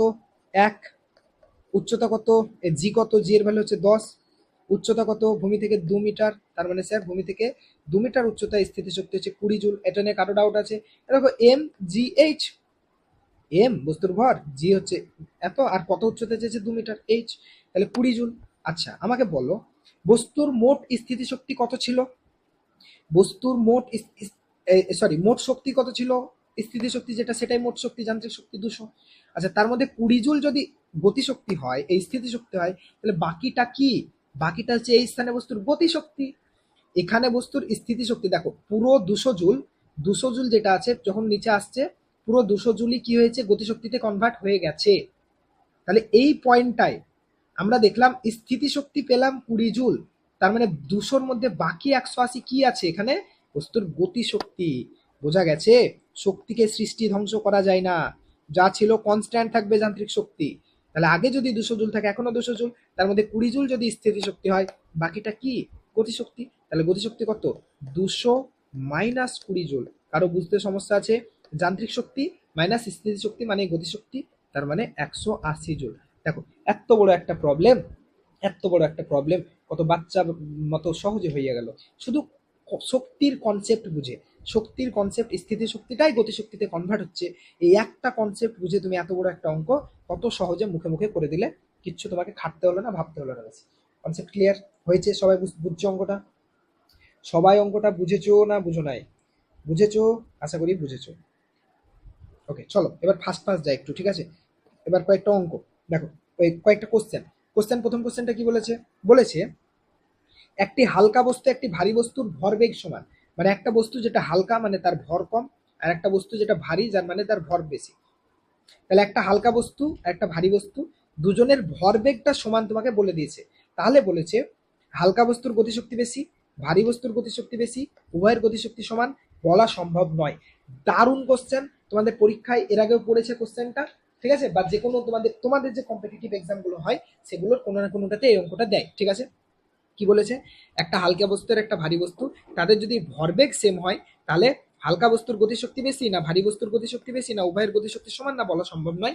এটা হচ্ছে আমাদের অ্যান্সার। কোশ্চেন চেয়েছে, ঠিক আছে? আমরা এটা একটা সলভ করবো। দেখো কত সহজে সলভ করবো, একবার কনসেপ্টটা বুঝে নাও, তাহলে নিজেরাই বুঝতে পারবে। আচ্ছা, তোমাকে কি পরীক্ষা হলে সলভ করতে হবে বসে বসে? না, তুমি তো ইনফরমেশন আকারে মনে রাখবে। যেটা অ্যান্সার হবে, ধরো সাপোজ আমি ধরে নিলাম এটা অ্যান্সার হলো, তাহলে তুমি মনে রাখবে কি, যে একটা হালকা বস্তু একটা ভারী বস্তু দুজনে যদি ভরবেগ সেম হয় তাহলে হালকা বস্তুটার গতিশক্তি বেশি হবে, এইভাবে মনে রাখবে। কিন্তু আমাকে তো ওইভাবে পড়ালে হবে না, আমাকে তো তোমাকে বোঝাতে হবে যে কিভাবে এলো জিনিসটা, আমাকে তো এটা বোঝাতে হবে কিভাবে এলো। দেখা যাক, চলো লেটস সি, ঠিক আছে?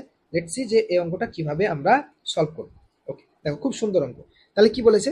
দুটো বস্তু ধরো, একটা বলেছে একটা হালকা বস্তু একটা ভারী বস্তু, তাই না? একটা হালকা বস্তু একটা ভারী বস্তু। আমি ধরলাম যে একটা বস্তু এম1, এম, এর ভর হচ্ছে ক্যাপিটাল এম, আর একটা বস্তু হচ্ছে স্মল এম, ঠিক আছে? তার মানে একটা ভারী, উপরেরটা বেশি ভর দেখতে পাচ্ছ, স্মল এম। ওকে আচ্ছা, এবার বলেছে দুজনের ভরবেগ সেম। আচ্ছা তাহলে আমাকে বলো এই বস্তুটার ভরবেগ কত? আমি নাম দিলাম এই বস্তুটার ভরবেগ পি, সেটা সমান কত হবে? ভরবেগ বের করার ফর্মুলা কি? 2m ইন্টু বস্তুর গতিশক্তি। আচ্ছা আমি ধরে নিলাম এই যে প্রথম বস্তুটা তার গতিশক্তি হচ্ছে E1, কি ধরলাম? যেটা ভারী বস্তু এটা ভারী, এটা ভারী, ঠিক আছে? ভারী বস্তুটার গতিশক্তি আমি ধরে নিলাম E1, আর হালকা যে বস্তুটা তার গতিশক্তির মান ধরে নিলাম E2। এর গতিশক্তির মান কত? E2। তাহলে আমাকে বলো যদি আমি এটা ধরে নিই তাহলে এই যেটা ভারী বস্তু তার ভরবেগ কত হবে? P, P equal to root under 2me, P equal to root under 2me। এটা নিয়ে কারো ডাউট নেই? এটা নিয়ে কারো ডাউট নেই? সবাই জানো ভরবেগ দেওয়া থাকে, গতিশক্তি জানলে ভরবেগ বের করা। আচ্ছা তাহলে এর ভরবেগ গতিশক্তি তুমি যদি জানো E2, তাহলে এর ভরবেগ কত হবে? এরও ভরবেগ পি। কেন স্যার? কারণ দুজনের ভরবেগ তোমাকে কোশ্চেনে সেম বলে দিয়েছে। 2 এবার স্মল এম ইন্টু E2। দেখো কেন স্মল এম কেন? কারণ এর ভর এম। আমরা ফর্মুলা কি জানি? ভরবেগ মানে হচ্ছে 2 ইন্টু বস্তুর ভর ইন্টু বস্তুর গতিশক্তি, তাই অ্যাপ্লাই করলাম। আচ্ছা এবার তোমাকে কোশ্চেনে বলেছে এই দুটো ইকুয়াল, এই দুটো ইকুয়াল মানে এরও ভরবেগ যা এরও ভরবেগ তা, তাহলে কার গতিশক্তি বেশি বা কম সেটা তোমাকে বলতে হবে। ওকে, তার মানে আমি এখান থেকে যেহেতু দুটো ইকুয়াল, তার মানে আমি লিখতে পারি root under 2 capital M E1 মানে প্রথম বস্তুটার ভরবেগ সমান হচ্ছে দ্বিতীয় বস্তুটার ভরবেগ অর্থাৎ 2me2, লিখতে পারি। আচ্ছা তাহলে দুই দিক থেকে রুটকে উড়াই দাও, তাহলে রুটকে উড়াই দিলে কি পড়ে থাকলো? 2me1 equal to 2 small m e2। লিখতে পারি? লিখতে পারি কি পারি নাই? তাহলে এই দুই দিক থেকে দুই দুই বাদ চলে গেল, তাহলে পড়ে থাকলো capital me1 equal to small me2। আচ্ছা এবার আমাকে বলো এই যে ক্যাপিটাল এমটা কার ভর? ভারী বস্তুর ভর। আর E1টা কার এনার্জি, কার শক্তি, কার গতিশক্তি? ভারী বস্তুর গতিশক্তি। স্মল এম কার ভর? স্মল এম কার ভর? হালকা বস্তুর ভর। E2 কি? হালকা বস্তুর এনার্জি। এবার আমাদেরকে এই দুটোর মধ্যে কম্পেয়ার করতে বলেছে। আচ্ছা এবার আমাকে বলো যে যদি দুটো সংখ্যা, ধরো একটা সংখ্যা এ বি ইকুয়াল টু যদি সি ইন্টু ডি হয়, সাপোজ, ঠিক আছে? এ বি ইকুয়াল টু যদি সি ইন্টু ডি হয়, ধরো দুটো সংখ্যা গুণ আছে, এদিকে দুটো সংখ্যা গুণ আছে। আচ্ছা এটা না নিয়ে এইভাবে বুঝো, ধরো 2 × 5 ইকুয়াল টু যদি 10 × 1 লিখি, 10 × 1, এ দুটো তো ইকুয়াল তাই না? দুই দিকে ইকুয়াল। আমাকে একটা জিনিস বলো, যখন দুটো সংখ্যা গুণ আকারে থাকবে তখন দেখো এটা যদি বড় হয়, প্রথম জিনিসটার এই সংখ্যাটা যদি বড় হয় তাহলে এটাকে অবশ্যই ছোট হতেই হবে, তবে তো ইকুয়াল হবে। বা এটা যদি ছোট হয় তাহলে সেকেন্ডটার এটাকে বড় হতেই হবে, তবে তো ইকুয়াল হবে। একমত? একমত? বুঝেছো এই জায়গাটা কি বলতে চাইলাম? আরেকবার বলছি। ধরো দুটো সংখ্যার গুণ আরো দুটো সংখ্যার গুণের সাথে সমান, এই দেখো এরকম দুটো সংখ্যার গুণ আরো দুটো সংখ্যার গুণের সাথে সমান। তাহলে যদি প্রথম সংখ্যাটা ছোট হয় তাহলে ডান দিকের প্রথম সংখ্যাটাকে অবশ্যই বড় হতে হবে। আর দ্বিতীয় সংখ্যাটা যদি বড় হয় তাহলে ডান দিকের দ্বিতীয় সংখ্যাটাকে অবশ্যই ছোট হতে হবে, তবে তো দুটো ইকুয়াল হওয়া সম্ভব। তাহলে আমাকে বলো সেম কনসেপ্টকে যদি আমরা এখানে কাজে লাগাই, যে যেহেতু ক্যাপিটাল এম বড়, ক্যাপিটাল এম স্মল এম এর থেকে বড়, তার মানে অবশ্যই এই ই ওয়ানটার মান ই টুর মান থেকে ছোট হতে হবেই। কেন? দেখো দেখো, এটা যেমন, আচ্ছা এটাকে এইভাবে লিখো, এক্সাক্ট এইভাবে লিখো, তাহলে বুঝতে পারবে। ধরো 10 × 1 সমান কি লিখতে পারি আমরা? 5 × 2। তাহলে দেখো এটা ধরো আমাদের ক্যাপিটাল এম, এটা ধরো আমাদের স্মল এম, কম আছে। তাহলে ভালো করে তাকাও তো, এটা যদি ই2 হয়, এটা ই1 হয়, তাহলে আমরা অবভিয়াসলি দেখতে পাচ্ছি না যে ই2 কে মাস্ট বড় হতে হবে ই1 এর থেকে, তবেই এই দুটো ইকুয়াল হওয়া সম্ভব। কেন? কারণ স্মল এমটা ছোট। নাহলে দুটোই যদি ছোট হতো, ধরো এটাও ছোট এটাও ছোট, মানে ই2টাও ই1 এর থেকে ছোট, আর এমও বড়, ক্যাপিটাল এমও বড়, ই1ও বড়, তাহলে দুটোই যদি বড় হতো, এই দুটোই ছোট হতো, তারা কোনোদিন ইকুয়াল হতে পারে? সম্ভব? এটা কোনোদিন সম্ভব না। যেহেতু ক্যাপিটাল এম বড় স্মল এম এর থেকে, তার মানে আবার এরা দুজন গুণফল ইকুয়াল, তার মানে অবশ্যই অবশ্যই ই1 এর থেকে ই2 অবশ্যই বড়। তো ই2 কি ছিল? ই2 হচ্ছে হালকা বস্তুর ভরবেগ। তুমি এখানে নিয়েছো, দেখো কোশ্চেনে কি নিয়েছো, এটা হালকা বস্তুর ভরবেগ। তোমাকে পরীক্ষায় এসব করতে হবে না, এগুলো তো আমি বোঝানোর জন্য করছি। তাহলে ই2 হচ্ছে হালকা বস্তুর ভরবেগ। ক্লিয়ার হয়েছে এই জায়গাটা? হালকা বস্তুর ভরবেগ, তার মানে আমরা কি পেয়ে গেলাম, যে দুটো, একটা হালকা বস্তু একটা ভারী বস্তু, দুজনের যদি ভরবেগ সেম হয় তাহলে অবশ্যই কি হবে? হালকা বস্তুর কি হবে? গতিশক্তি বেশি হবে। অতএব এখান থেকে বলতে পারি যে ই2 গ্রেটার দেন ই1, ই1 এর থেকে ই2 বড়, ই1 এর থেকে ই2 বড়। তার মানে আমরা কি বলে দিলাম? আমরা বলে দিলাম যে তার মানে এটা ই2 কি? ই2 হচ্ছে হালকা বস্তুর ভরবেগ। তাহলে দুটো বস্তুর কি, যদি সরি গতিশক্তি, ভরবেগ যদি সমান হয় তাহলে হালকা বস্তুর কি হবে? গতিশক্তি বেশি হবে। Concept clear? Concept clear? বুঝছো? এবার তোমাদের কাজ হচ্ছে জাস্ট এটা মনে রাখা, মেমোরাইজ করা, 2-3 বার পড়ে একটু মনে রাখা। তাহলে হালকা বস্তুর গতিশক্তি বেশি হবে। যারা সি সি করছিলে, সমান হবে, সমান হবে, সমান না, ভরবেগ সমান হবে না। দুজনের ভর আলাদা, দুজনের গতিশক্তি আলাদা, তাহলে ভরবেগ কি করে সমান হয়? কি বললাম? তাহলে একটা হালকা বস্তু একটি ভারী বস্তু, এগুলো তোমরা একদম অনলাইনার হিসাবে পড়বে। কিভাবে? একটা হালকা বস্তু একটা ভারী বস্তুর যদি গতিশক্তি সমান হয়, কিভাবে পড়বে দেখো। একটা হালকা বস্তু একটা ভারী বস্তু, আরে কি হচ্ছে বলো তো? একটা হালকা বস্তু একটা ভারী বস্তুর যদি গতিশক্তি সমান হয়, এই সরি ভরবেগ সমান হয়, তাহলে হালকা বস্তুর গতিশক্তি বেশি, হালকা বস্তুর গতিশক্তি বেশি। ঠিক আছে, চলো। আচ্ছা এটা আমি জানতাম, মুখস্থ করে জানতে নাকি? সে তো মুখস্থ করে জানতে অনেক কিছু, আমি বুঝলে তো কিভাবে? কিছুই না, তোমাকে কোশ্চেনে যে যে জিনিসগুলো বলেছে আমি সেগুলোই লিখেছি। দেখো কি কি বলেছে তোমাকে। বলেছে যে একটা বস্তু যার ভর বেশি, একটা বস্তু আছে যার ভর কম। এবার বলেছে দুজনের ভরবেগ সেম, আমি তাই দুজনের ভরবেগকে সেম করলাম, ইকুয়াল করে দিলাম। ইকুয়াল করে দেখলাম এর গুণফল এর গুণফলের সাথে সমান। তার মানে যেহেতু ক্যাপিটাল এম বড়, গুণ আকারে আছে, ক্যাপিটাল এম বড়, তাহলে অবভিয়াসলি ই2 কে বড় হতেই হবে ই1 এর থেকে, তবেই এই দুজনের গুণফল এই দুজনের গুণফলের সাথে সমান হওয়া পসিবল। বোঝা গেছে না যায় না? চলো তাহলে এটা শিখলাম। এবার পরের কোশ্চেনটা দেখো। পরের কোশ্চেনটা কি বলেছে? পরের কোশ্চেনটা বলেছে একটি হালকা বস্তু একটি ভারী বস্তুর গতিশক্তি সমান। আগে কি ছিল? একটা হালকা বস্তু একটা ভারী বস্তুর ভরবেগ সমান, কার গতিশক্তি বেশি? কি পেলাম? হালকা বস্তুর গতিশক্তি বেশি। এবার বলেছে একটা হালকা বস্তু একটা ভারী বস্তু, দুজনের গতিশক্তিটা সেম, তাহলে কার ভরবেগ বেশি? হালকা বস্তুর ভরবেগ বেশি না ভারী বস্তুর ভরবেগ বেশি, না উভয়ের ভরবেগ সমান, না কোনোটাই বলতে পারবো না। ওকে, চলো তাহলে আমরা এটা শিখি। দেখো আবার সেম টাইপ আমরা সেম ভাবেই করবো 8 নম্বর প্রবলেমটা। যেমন যেমন ভাবে আমাকে কোশ্চেনে বলেছে সেই সেইভাবে আমরা লিখবো। তাহলে একটা বস্তুর ভর যেটা ক্যাপিটাল এম, মানে এটা ভারী, একটা বস্তু যেটা হচ্ছে স্মল এম, এটা হচ্ছে পাতলা, স্মল এম এটা হচ্ছে পাতলা। তাহলে স্যার আমি ধরে নিলাম এর ভরবেগ পি1, এর ভরবেগ পি2, আমাকে এটাই বলতে হবে যে পি1 বেশি না পি2 বেশি। ওকে, তাহলে স্যার এর ভরবেগ যদি পি1 হয় তাহলে স্যার এর এনার্জি বা গতিশক্তি সেটা হলো স্যার পি পি1 এর স্কোয়ার বাই 2m শিখিয়েছিলাম। যে একটা বস্তুর যদি ভরবেগ জানো, গতিশক্তি কি করে বের করবে? p/2m। তাহলে এর ভরবেগ হচ্ছে p1, তাই p1 এর স্কোয়ার বাই 2m। আচ্ছা, এর এনার্জি কত? এর এনার্জি হবে স্যার, এর ভরবেগ p2, তাহলে p2 এর স্কোয়ার বাই 2m। এবার আচ্ছা এখানে একটা ভুল হয়েছে, এখানে এমটা তো ক্যাপিটাল এম না, এর ভর তো ক্যাপিটাল এম, তাহলে p2/2m। এতটাই আপত্তি নেই। আচ্ছা, এবার তোমাকে কোশ্চেনে বলে দিয়েছে এই দুটো ইকুয়াল, এই দুটো ইকুয়াল তোমাকে বলে দিয়েছে যে দুটো, একটা হালকা বস্তু একটা ভারী বস্তু, দুজনের গতিশক্তি সেম। তার মানে আমরা বলতে পারি যে p1 এর square by 2m equal to p2 এর স্কোয়ার বাই, এই সরি আবার ভুল লিখলাম, এটা capital M small M. Clear? Clear হয়েছে? আচ্ছা, এতটুকু বুঝেছো? এবার দেখো এই টু টু বাদ দাও, দুই জায়গা থেকে টু টু বাদ দাও, তাহলে কি পড়ে থাকলো? তাহলে পড়ে থাকলো p1 এর square by capital M equal to p2 এর স্কোয়ার বাই স্মল এম। এতটুকু নিয়ে কারো প্রবলেম নেই। আচ্ছা, এবার আবার ওই সংখ্যা দিয়ে বোঝাচ্ছি, ঠিক আছে? সংখ্যা দিয়ে বোঝাচ্ছি। ধরো 20-কে 4 দিয়ে ভাগ করছো, কত পাবে? 5। সেম ভাবে 10-কে 2 দিয়ে ভাগ করছো, তাও কি পাবে? এই দুটোকে ইকুয়াল বলতে পারি। 20/4, 10/2 ইকুয়াল বলতে পারি। তার মানে কি শিখলাম স্যার? যদি দুটো সংখ্যা ভাগ আকারে থাকে, তাহলে প্রথম সংখ্যাটার উপরের সংখ্যাটা যদি বড় হয় কার থেকে?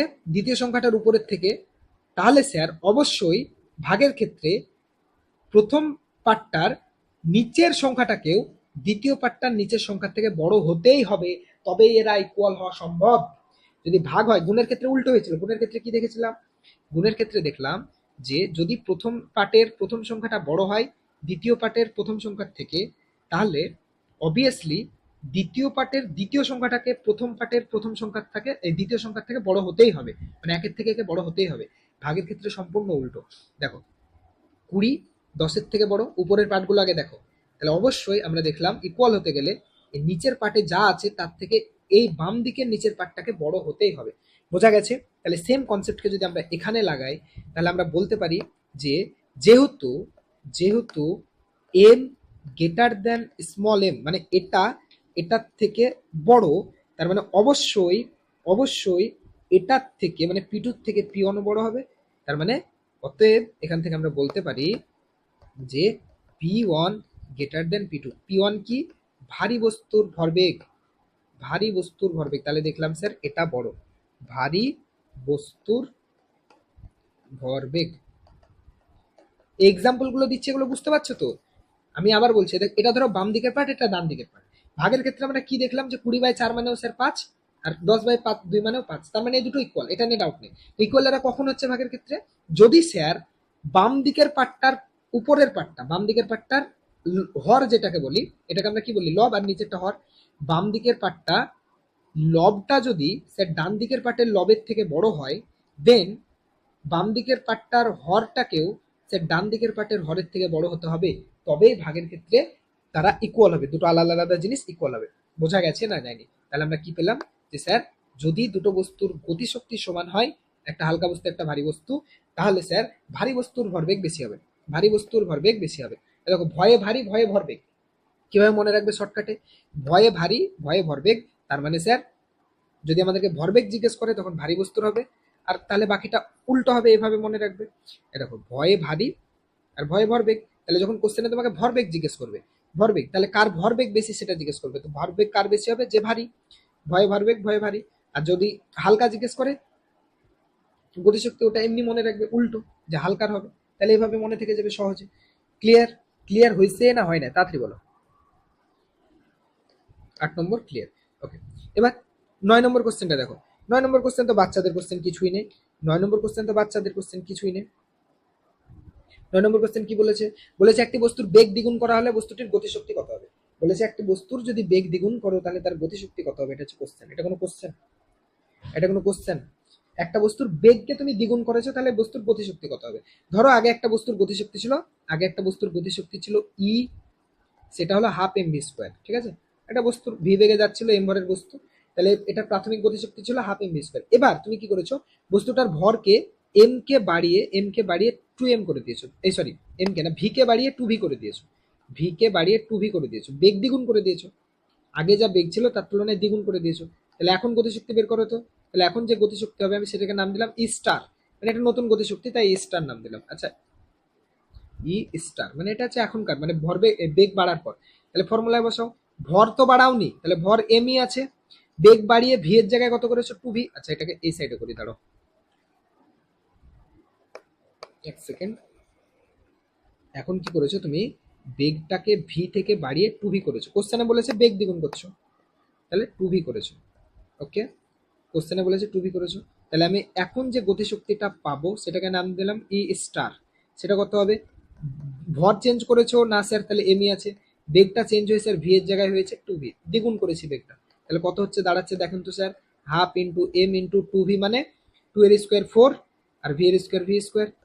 ঠিক আছে, তাহলে এই 4 কে সামনে নিয়ে চলে এসো, তাহলে পড়ে থাকলো হাফ এম ভি স্কোয়ার।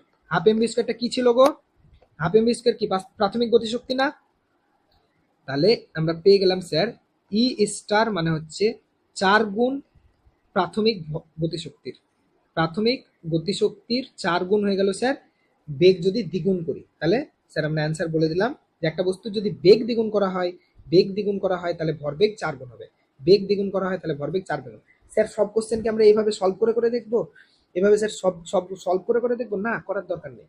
আচ্ছা অনেকে বলবে স্যার এ হাফ দিয়ে 4 কে কাটলেই তো হয়ে যেত স্যার, আরে মাথা মোটা তুমি কেটে কি করবে, তোমাদের চেয়েছে এইটার তুলনায় পরের বেগ ভরবেগ গতিশক্তিটা কত গুণ বাড়বে, তো এটাকে তো তোমাকে আনতে হবে ফর্মুলা, তো এটা মানে কি হাফ এম ভি স্কয়ার, তো এটা তো রাখতেই হবে, তাই না?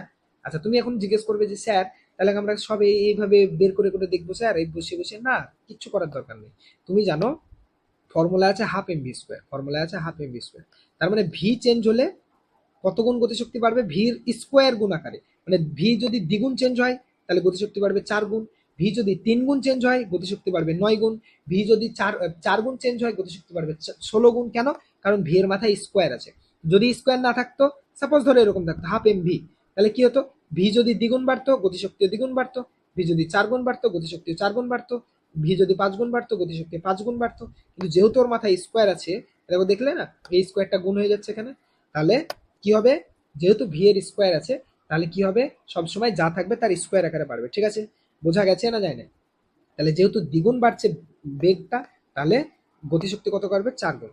আচ্ছা এবার আমাকে বলো তো, বস্তুর ভর যদি দ্বিগুণ বাড়া হয় গতিশক্তি কত বাড়বে, একটা বস্তুর ভর যদি দ্বিগুণ বাড়ানো হয় তাহলে বস্তুর গতিশক্তি কত বাড়বে বলো, একটা বস্তুর ভর যদি দ্বিগুণ বাড়ানো হয় তাহলে গতিশক্তির বেগ কত গুণ বাড়বে, এই সরি কি বলছি, গতিশক্তি কত গুণ বাড়বে, একটা বস্তুর ভর যদি দ্বিগুণ বাড়ানো হয় গতিশক্তি কত বাড়বে, তাড়াতাড়ি বলো, একটা বস্তুর ভর যদি দ্বিগুণ বাড়ানো হয় গতিশক্তি কত বাড়বে।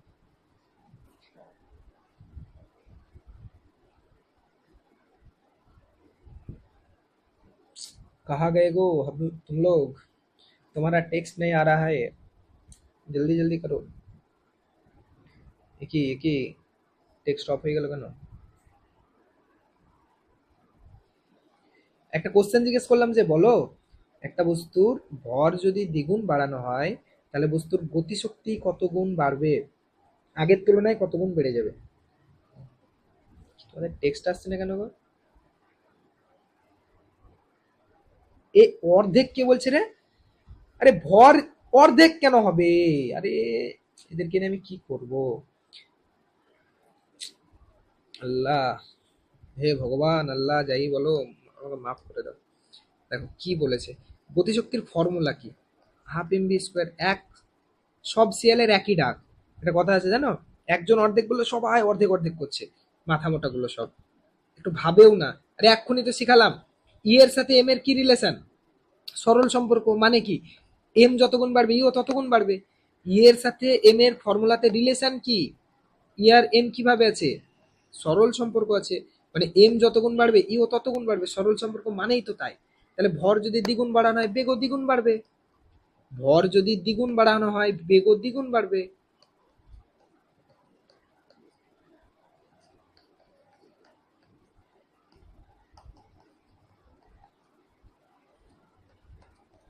এই বেগ বলছি, গতিশক্তি দ্বিগুণ বাড়বে, সরি সরি বেগ না গতিশক্তি, এরা ফর্মুলার দিকে তাকায়ও না।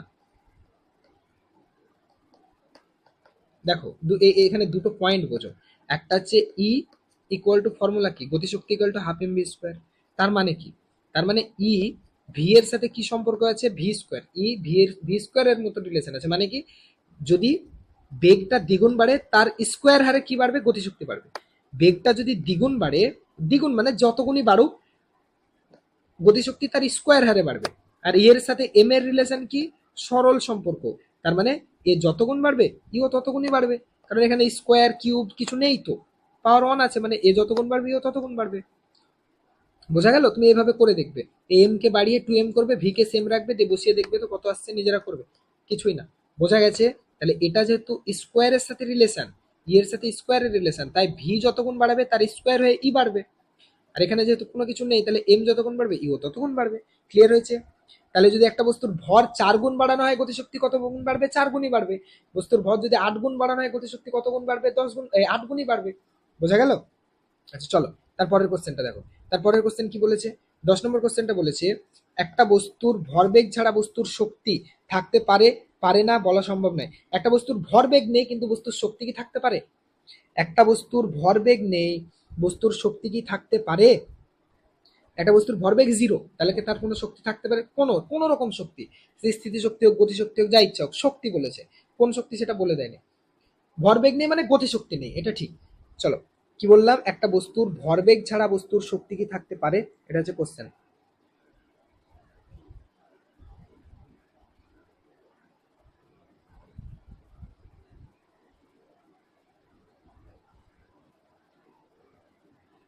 গুড, থাকতে পারে। একটা বস্তুর ভরবেগ নেই, ভরবেগ ছাড়া গতিশক্তি 0, কিন্তু তার স্থিতিশক্তি থাকতেই পারে। ধরো একটা বস্তু ভূমি থেকে এতটা উপরে তুলে রেখেছো, এর ভরবেগ কত? হাত দিয়ে ধরে আছো, এর ভরবেগ কত? 0।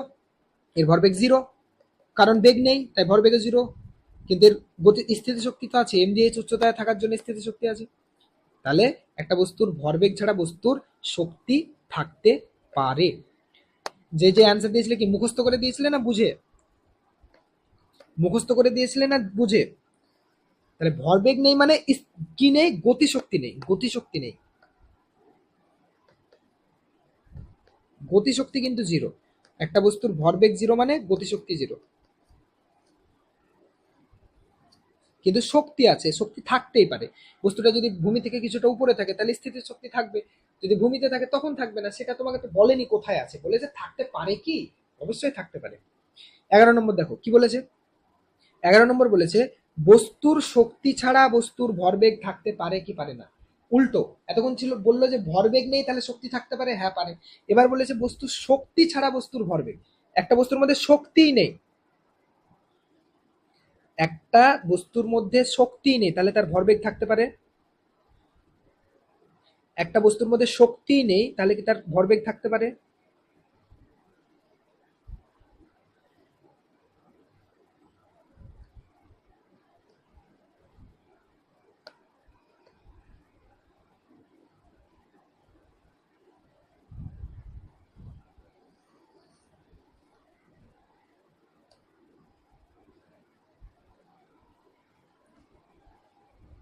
কি বলেছে? পারে না। দেখো গুড, সবাই ভালো অ্যান্সার দিয়েছো স্যার। পারে না, ইম্পসিবল, থাকতে পারে না, সম্ভব নয়। কেন সম্ভব নয় স্যার? কারণ একটা বস্তুর মধ্যে শক্তিই নেই, তার মানে তো স্যার গতিশক্তিও নেই, স্থিতিশক্তিও নেই। একটা বস্তুর মধ্যে শক্তি নেই, দেখো মন দিয়ে শোনো, শক্তি ছাড়া মানেটা কি? তার মানে এর পটেনশিয়াল এনার্জিও 0, কাইনেটিক এনার্জিও 0। শক্তি নেই মানে ওর মধ্যে কিছুই শক্তি নেই। তাহলে একটা বস্তুর কাইনেটিক এনার্জি 0, তার মানে তো তার ভরবেগ 0। আরে কাইনেটিক এনার্জি 0 মানে কি ওর মধ্যে বেগ নেই? একটা বস্তুর গতিশক্তি 0 মানে কি? তার মধ্যে বেগ নেই, তো বেগ না থাকলে ভরবেগ কোথায় থেকে আসবে? স্থির বস্তুর ভরবেগ কত হয়? 0 হয়। তাহলে বস্তুটা শক্তি ছাড়া কখনোই ভরবেগ থাকিতে পারে নাই। বুঝছো? আরে বোঝা গেছে? তাহলে ভরবেগ ছাড়া শক্তি থাকতে পারে না, কিন্তু এই সরি, শক্তি থাকতে পারে কিন্তু শক্তি ছাড়া ভরবেগ থাকতে পারে না, থাকতে পারে না। চলো তারপর, এবার দেখো এই কোশ্চেনটা দেখো।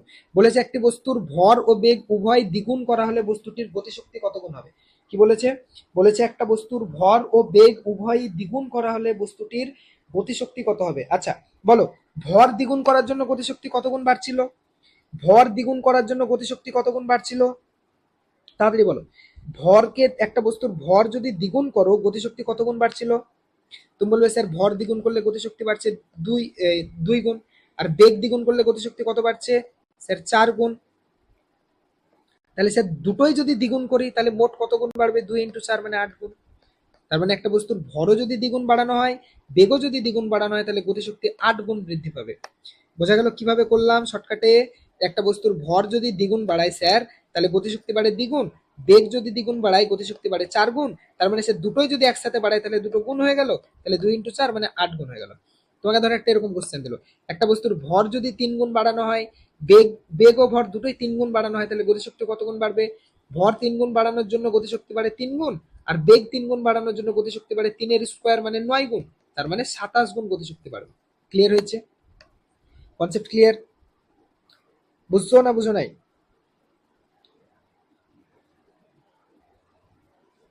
ওকে চলো 13 নম্বর কোশ্চেনটা দেখো। 13 নম্বর কোশ্চেনটা দেখো, 12 হয়ে গেল। 13 বলেছে এসআই পদ্ধতিতে গতিশক্তির একক কি? গতিশক্তি হোক যে কোনো শক্তি হোক, শক্তির একক কি? জুল। এসআই পদ্ধতিতে তাহলে জুল হয়ে গেল অ্যান্সার। আচ্ছা 14 নম্বরটা দেখো। 14 নম্বর বলেছে 1000 ওয়াট ক্ষমতার একটি যন্ত্র 1 মিনিটে কতটা কাজ করবে? 1000 ওয়াট ক্ষমতার একটি যন্ত্র 1 মিনিটে কত কাজ করবে? আচ্ছা আমাকে বলো, 1000 ওয়াট ক্ষমতার একটা যন্ত্র 1 সেকেন্ডে কতটা কাজ করবে? 1000 ওয়াট একটা যন্ত্র যদি হয়, তাহলে সে কি করবে? 1 সেকেন্ডে 1000 জুল কাজ করবে। 1 ওয়াট মানে কি? 1000 জুল মানে কি? 1000, সরি 1000 ওয়াট মানে কি? 1000 জুল/সেকেন্ড, মানে 1 সেকেন্ডে 1000 জুল কাজ করবে। আগের দিন বুঝিয়েছিলাম ওয়াটের মানে। আচ্ছা তাহলে তাহলে 1 মিনিট, তাহলে 1 মিনিট মানে কত? 60 সেকেন্ড। তাহলে 60 সেকেন্ডে কত করবে? 60 × 1000। আরে এটা এত ডিস্টার্ব কেন করে বলতো, মাথা খারাপ করে দেয়। তাহলে 60 × 1000 মানে স্যার হচ্ছে 6000, সরি 6000 না 60,000 হচ্ছে, 60,000, 60,000 জুল। তার মানে অপশন এ হয়ে গেল আমাদের রাইট অ্যান্সার। কারো বুঝতে সমস্যা আছে? 1000 ওয়াট, 1 ওয়াট মানে কি? 1 ওয়াট মানে এমন একটা কারো ক্ষমতা 1 ওয়াট মানে সে 1 সেকেন্ডে 1 জুল কাজ করতে পারে। তাহলে কারো ক্ষমতা যদি 1000 ওয়াট, তার মানে 1 সেকেন্ডে সে 1000 জুল কাজ করতে পারে। তাহলে 1 মিনিটে হয় 60 সেকেন্ড, তাহলে 60 সেকেন্ডে কত কাজ করবে? 60 × 1000 জুল মানে 60,000 জুল। 60 × 1000 জুল মানে 60,000 জুল। কারো প্রবলেম আছে কোনো? আচ্ছা তারপর দেখো 15 নম্বর কি বলেছে। 15 নম্বর বলেছে একজন বালক 5 সেকেন্ডে 200 আর্ক এবং একজন বালিকা 10 সেকেন্ডে 200 আর্ক কাজ করে, তাহলে তাহলে বালিকার ক্ষমতা বেশি না বালকের ক্ষমতা বেশি? একজন বালক 5 সেকেন্ডে 200 আর্ক কাজ করে, আর একজন বালিকা 10 সেকেন্ডে 200 আর্ক কাজ করে, তাহলে কার ক্ষমতা বেশি তাই জিজ্ঞেস করেছে।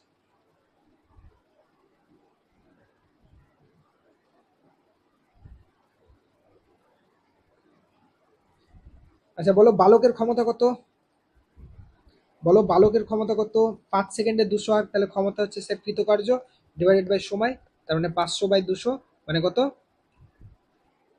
40। তাহলে স্যার ওর ক্ষমতা হচ্ছে 40 ওয়াট। বালিকার ক্ষমতা কত? স্যার 200 কাজ করে কিন্তু 10 সেকেন্ড সময় নেয়, তাহলে এর ক্ষমতা হলো স্যার 20 ওয়াট। তাহলে কার ক্ষমতা বেশি? ব্যাস অ্যান্সার করে দাও। অবভিয়াসলি স্যার বালকের ক্ষমতা বেশি, তাই না? কার ক্ষমতা বেশি হলো? বালকের, 40 ওয়াট। আর ওর ক্ষমতা কত? 20 ওয়াট। মানে মানে হচ্ছে দেখো দেখো 40 ওয়াট, এই সরি ওয়াট তো হবে না, সরি সরি সরি ওয়াট হবে না এখানে, যেহেতু আর্গ আছে তাহলে আর্গ পার সেকেন্ড হবে। Erg per second, erg per second. CGS পদ্ধতিতে কার্যের একক, এই ক্ষমতার একক কি? Erg per second. এসআই পদ্ধতিতে জুল পার সেকেন্ড, ওটাকে নাম দিয়েছিলাম আর্গ, এই সরি ওটাকে নাম দিয়েছিলাম ওয়াট। তাহলে এটা হলো আর্গ পার সেকেন্ড।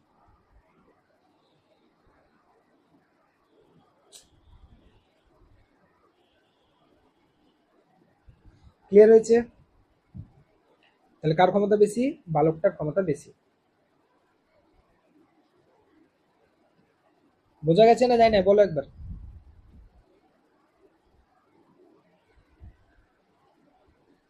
ওকে চলো তারপর 16 নম্বর কোশ্চেন দেখো। 16 নম্বর বলেছে যখন কোনো বস্তু অবাধে পতনশীল হয় তখন পৃথিবীর মহাকর্ষ বল দ্বারা কৃতকার্য ধনাত্মক, ঋণাত্মক না জিরো? নওয়াসিন, অবাধে পতনশীল বস্তুর জন্য পৃথিবীর মহাকর্ষ বল দ্বারা, দেখো বলের দ্বারা, পৃথিবীর মহাকর্ষ বল দ্বারা কৃতকার্য কেমন? পৃথিবীর মহাকর্ষ বল দ্বারা কৃতকার্য কেমন? যখন কোনো বস্তু অবাধে পতনশীল হয় তখন পৃথিবীর মহাকর্ষ বল দ্বারা কৃতকার্য কেমন? ধনাত্মক, ঋণাত্মক, জিরো না অসীম? কি অ্যান্সার হবে? পৃথিবীর অবাধে পতনশীল বস্তু যখন নিচে পড়ে তখন পৃথিবীর মহাকর্ষ বল দ্বারা ধনাত্মক কৃতকার্য কেন হয়? কেন আমি শিখিয়েছিলাম একটা বস্তু পৃথিবীর দিকে পড়ছে, এটা ধরো পৃথিবী, এটা ধরো পৃথিবী, তাহলে এই বস্তুটা যদি পৃথিবীর দিকে পড়ে, তাহলে এর সরণের ডিরেকশন এই দিকে, আর এর উপর পৃথিবী দ্বারা প্রযুক্ত বলের ডিরেকশনও এই দিকে। তাহলে দুটো ডিরেকশন সেম, এফও যেদিকে এসও সেই দিকে, তাহলে দুটো ডিরেকশন সেম, মানে ধনাত্মক কৃতকার্য। ঠিক আছে, ওকে চলো। এই এ কে লিখছে, এই এ, আচ্ছা কোনটা এ লিখছো তোমরা? আরে কোনটা এ লিখছো? ও আচ্ছা, এ ধনাত্মক, sorry sorry sorry, my bad my bad, আমি এটা পড়তে ভুল করেছি। Sorry sorry sorry sorry sorry, আমি ওটা ধনাত্মকটাকে ঋণাত্মক করেছি। ঠিক আছে চলো,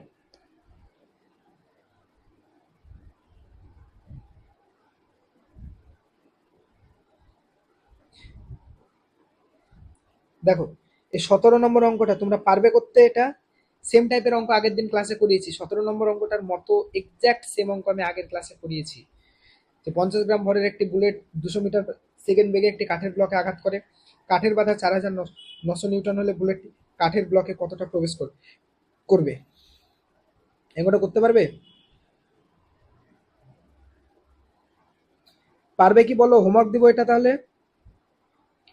এখানে বাধাটা জিজ্ঞেস করেছে, মানে কতটা প্রবেশ করবে, 10, ওই আগের বার ওটা বলে দিয়েছিল, স্মরণটা বলে দিয়েছিল, আবার স্মরণ বলা নেই। তোমার কাজ কিছুই না, প্রথম কৃতকার্য কতটা বের করে নাও। ঠিক আছে, কৃতকার্য সমান ভরবেগের পরিবর্তনের হার, ওখান থেকে কৃতকার্যটা বের করে নাও। এই সরি, কি বলছি, গতিশক্তির পরিবর্তনের হার, ওখান থেকে কৃতকার্য বের করে নাও। কৃতকার্য মানে প্রযুক্ত বল ইন্টু স্মরণ। এবার বলের মান তোমাকে বলে দিয়েছে 4900 নিউটন। আগের বার বলের মানটা বলা ছিল না, কতটা প্রবেশ করেছিল সেটা বলা ছিল। আগের অঙ্কটা দেখো, কোথায় গেল গো আগের অঙ্কটা?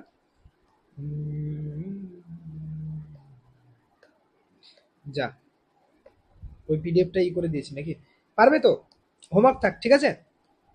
ঠিক আছে, হোমওয়ার্ক থাক। না পারলে তখন পরে ওই ডাউট ক্লিয়ারিং ক্লাসে করিয়ে দেবো, এটা হোমওয়ার্ক থাক। কি, আমি তো বলেই দিলাম সব। আরে তোমাকে সবকিছু বলা আছে। আগের অঙ্কটাই তোমাকে স্মরণের মানটা বলে দিয়েছিল, এফ এর মানটা জিজ্ঞেস করেছিল। দেখো প্রথম তোমার কাজ হলো, এই কৃতকার্য সমান হচ্ছে চেঞ্জ ইন কাইনেটিক এনার্জি, এটা অ্যাপ্লাই করে তোমরা একটু নিজেরা ট্রাই করো, তবে তো শিখবে না। ভুল হোক না, আমি তো আছি। ডাব্লু সমান চেঞ্জ ইন কাইনেটিক এনার্জি, এটা অ্যাপ্লাই করে প্রথম কৃতকার্যের মান বের করবে। এবার কৃতকার্য মানে জানি আমরা প্রযুক্ত বল ইন্টু স্মরণ।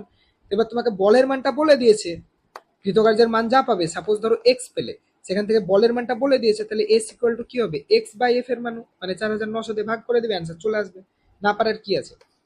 আগের ক্লাসটা উল্টো ছিল, আগের ক্লাসটায় এটা বের করেছিলাম, তারপর এস এর ভ্যালু বলে দিয়েছিল 10 সেন্টিমিটার, দিয়ে এফ এর ভ্যালু জিজ্ঞেস করেছিল, সে একই তো জিনিস।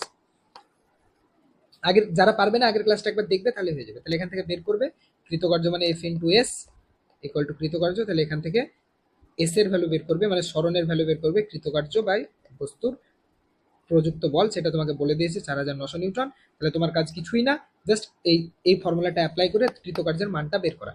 আচ্ছা, পরপর দুটো একই টাইপের অঙ্ক, 18, এটা হোমওয়ার্ক থাকলো, দুটোই সলভ করে আসবে। 50 গ্রাম ভরের একটি বুলেট প্রতি সেকেন্ডে 400 মিটার প্রাথমিক বেগে দেওয়ালকে এত বলের বিরুদ্ধে ভেদ করে যায়, প্রতি সেকেন্ডে 500 মিটার পার সেকেন্ড বেগ থেকে তার দেওয়াল থেকে নির্গত হলে তাহলে দেওয়ালের বেদ কত? এটা নিজেরা একবার ট্রাই করো, যদি না পারো আমি করাবো। ঠিক আছে, এখানে কিছুই না, এখানেও সেম জিনিস, শুধু এখানে বেগটা জিরো নেই। আগে কি হচ্ছিল, বস্তুটা কোথাও একটা গিয়ে থেমে যাচ্ছিল, তাই না? এখান থেকে এখানে গিয়ে থেমে যাচ্ছিল, এখান থেকে এখানে থেমে যাচ্ছিল, এবার থামবে না। এবার থামবে না, এটা হচ্ছে কোশ্চেন। ঠিক আছে, করবে, ট্রাই করো। না পারলে আমি এটা নেক্সট ক্লাসে করিয়ে তারপর কেমিস্ট্রি শুরু করবো। এই অঙ্কটা যদি না পারো, তাহলে আমি নেক্সট ক্লাসে করিয়ে তারপর কেমিস্ট্রি শুরু করবো। ঠিক আছে, আগে এই অঙ্কটা করাবো, তারপর কেমিস্ট্রি শুরু করবো। বোঝা গেল? যদি না পারো তাহলে এই অঙ্কটা আগে করাবো, তারপর আমি কেমিস্ট্রি শুরু করবো। আর যদি পেরে যাও তাহলে তো খুবই ভালো কথা। ট্রাই করে দেখো না কি হয়। এটার কিছুই না, এটা কি দেখো, এটা হচ্ছে দেখো এরকম, মানে বস্তুটা যখন ঢুকলো, এইদিকে যে বেগ নিয়ে ঢুকলো, সেটা তোমাকে বলেছে 400 metre per second, 400 metre per second. আর যখন বেরিয়ে গেল, এবার এর এর মধ্যে আটকালো না, মানে ওর মধ্যে এতটাই বেগ ছিল যে বেরিয়ে গেল কত বেগ নিয়ে, 50 মিটার পার সেকেন্ড। তার মানে এইটুকু, এখানে বেগের পরিবর্তন, মানে এখানে গতিশক্তির গতিশক্তি আর এখানে গতিশক্তি, তাহলে এটা হবে প্রাথমিক গতিশক্তি, এটা অন্তিম গতিশক্তি। দুটো বাদ দিবে, তাহলে কৃতকার্য পেয়ে গেলে, তারপর সেম কৃতকার্য পেয়ে গেলে মানে এফ ইন্টু এস অ্যাপ্লাই করবে, অ্যান্সার চলে এলো। তাহলে এফ এর মান তোমাকে বলে দিয়েছে 4 × 10⁻⁹ নিউটন। তাহলে এস ইকুয়াল টু কি হবে, কৃতকার্য বাই এফ। বোঝা গেল? আগের বার কি হচ্ছিল, বুলেটটা থেমে যাচ্ছিল বলে এই জায়গাটা আমরা ডাইরেক্ট জিরো বসিয়ে দিচ্ছিলাম। এই যে প্রাথমিক গতিশক্তি half M V square minus half M U square, এটা লিখছিলাম, অলরেডি কি হয়ে যাচ্ছিল, এই পার্টটা জিরো হয়ে যাচ্ছিল, কেন? ব্লাডটা যেহেতু থেমে যাচ্ছিল, তাই না? এবার ওটা থামবে না, তার মানে জিরো হবে না, জাস্ট এটাই, আর কিছু না। ক্যালকুলেশনটা একটু বাড়বে তাই, বাকি কিছু কিছু বাকি কিছু সব সেম। আচ্ছা চলো, তারপর 19, খুব সুন্দর একটা অঙ্ক। 19 নম্বর অঙ্কটা কি বলেছে? উচ্চতা সাপেক্ষে গতিশক্তির পরিবর্তনের লেখচিত্র। একটা বস্তুর উচ্চতার সাথে গতিশক্তি কিভাবে পরিবর্তিত হয় তার লেখচিত্র জিজ্ঞেস করেছে। উচ্চতার সাপেক্ষে মানে একটা বস্তুকে যদি উপরের দিকে ছুড়ে দেওয়া যায়, একটা বস্তুকে যদি উপরের দিকে ছুড়ে দেওয়া যায়, তাহলে ওর গতিশক্তি উচ্চতার সাথে কিভাবে বাড়বে। তো যত উপরের দিকে ছুড়ে দিবে, ধরো একটা বস্তুকে ছুড়ে দিলে, তাহলে এই পয়েন্টে গতিশক্তি ম্যাক্সিমাম, যত উপরে যাবে গতিশক্তি ওর কমবে, হ্যাঁ কি না? যখন ছুড়বে তখন গতিশক্তিটা ম্যাক্সিমাম, ছোড়ার সময় টাইম কত? জিরো। যখন টাইম শুরু করছো তখন জিরো টাইম, আচ্ছা সরি, উচ্চতা সেতে চেয়েছে, তাহলে উচ্চতা জিরো, তাহলে উচ্চতা যখন জিরো তখন গতিশক্তি ম্যাক্সিমাম, যত উপরের দিকে যাবে গতিশক্তি কমবে, হ্যাঁ কি না? যত উপরে যাবে গতিশক্তি কমবে ছোড়ার সময়। ওকে, তাহলে আমাকে বলো কোন গ্রাফটা ঠিক হতে পারে, বলো দেখি। তাহলে কোন গ্রাফটা ঠিক হতে পারে দেখি, আইডিয়া। দেখো মেন পয়েন্ট পেয়ে গেলে, যখন উচ্চতা জিরো তখন গতিশক্তিটা ম্যাক্সিমাম, কোন গ্রাফটা সেটা বোঝাচ্ছে। আচ্ছা তুমি যদি এই গ্রাফটা দেখো, এই যা কি হলো, তুমি যদি এই গ্রাফটা দেখো, ফার্স্ট গ্রাফটা দেখো, এখানে যখন উচ্চতা জিরো গতিশক্তিও জিরো, তার মানে এটা তো হতেই পারে না, গতিশক্তি ম্যাক্সিমাম হবে। ঠিক আছে, আচ্ছা তারপর এই গ্রাফটা যদি দেখো, তাহলে দেখো উচ্চতা যাই ইচ্ছা হোক গতিশক্তি কনস্ট্যান্ট বলছে, তাহলে এটা তো হতেই পারে না। আচ্ছা এটা দেখো, এটা বলছে উচ্চতা যখন জিরো, এ দেখো উচ্চতা যখন জিরো গতিশক্তি জিরো, তারপর কি হয়েছে আমরা দেখবোই না, উচ্চতা জিরো গতিশক্তি তো ম্যাক্সিমাম হবে। উচ্চতা যখন জিরো তখন কাইনেটিক এনার্জি ছোড়ার সময় একটা বস্তুকে কি হবে, ম্যাক্সিমাম হবে। এই গ্রাফগুলো তো ম্যাক্সিমাম বোঝাচ্ছে না, এটা কনস্ট্যান্ট বোঝাচ্ছে। এটা বলছে যে যখন উচ্চতা জিরো গতিশক্তি জিরো, তার এটা বলছে যখন উচ্চতা জিরো তখন গতিশক্তি জিরো, তাহলে অটোমেটিক অ্যান্সার হয়ে গেল এটা। এবার এটা ভ্যালিড কি করে, এটা ভ্যালিড কি করে, দেখো কিচ্ছু না। দেখো যখন উচ্চতা জিরো গতিশক্তির মান ম্যাক্সিমাম, উচ্চতা বাড়ছে গতিশক্তি আস্তে আস্তে কমছে। উচ্চতা ভার্সেস গতিশক্তির গ্রাফ দেখছো, উচ্চতা জিরো গতিশক্তি ম্যাক্সিমাম, দেখো ম্যাক্সিমাম এই পয়েন্টে দেখো গতিশক্তির মান কত, এটা। এবার যত উচ্চতা বাড়ছে, দেখো উচ্চতা বেড়ে এতটা হলো, গতিশক্তি কমে গেল, আরো উচ্চতা বেড়ে গেল, গতিশক্তি এরকম উচ্চতা ম্যাক্সিমাম চলে গেল, একদম টপ পয়েন্টে গতিশক্তি হয়ে গেল জিরো। তারপর আবার বস্তু পড়তে শুরু করবে। বোঝা গেছে? তাহলে বি অপশনটা হয়ে গেল রাইট অ্যান্সার। 20টা দেখো, 20 বলেছে উচ্চতা সাপেক্ষে স্থিতিশক্তির পরিবর্তনের লেখচিত্র। এটা ঠিক, এটা হচ্ছে উচ্চতার সাথে স্থিতিশক্তি। এটা কি? উচ্চতার সাথে গতিশক্তির গ্রাফ, আর এটা হচ্ছে উচ্চতার সাথে স্থিতিশক্তির গ্রাফ। ঠিক আছে, এবার একটা জিনিস বলো, একটা বস্তুর উচ্চতা যত বাড়ে স্থিতিশক্তি তত কি হয়? এটাও বস্তুকে ছুটছো, ঠিক আছে, তখন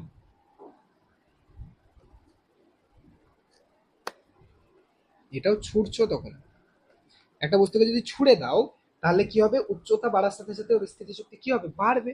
দেখো প্রথমে উচ্চতা ছিল যা, স্থিতিশক্তিও জিরো ছিল।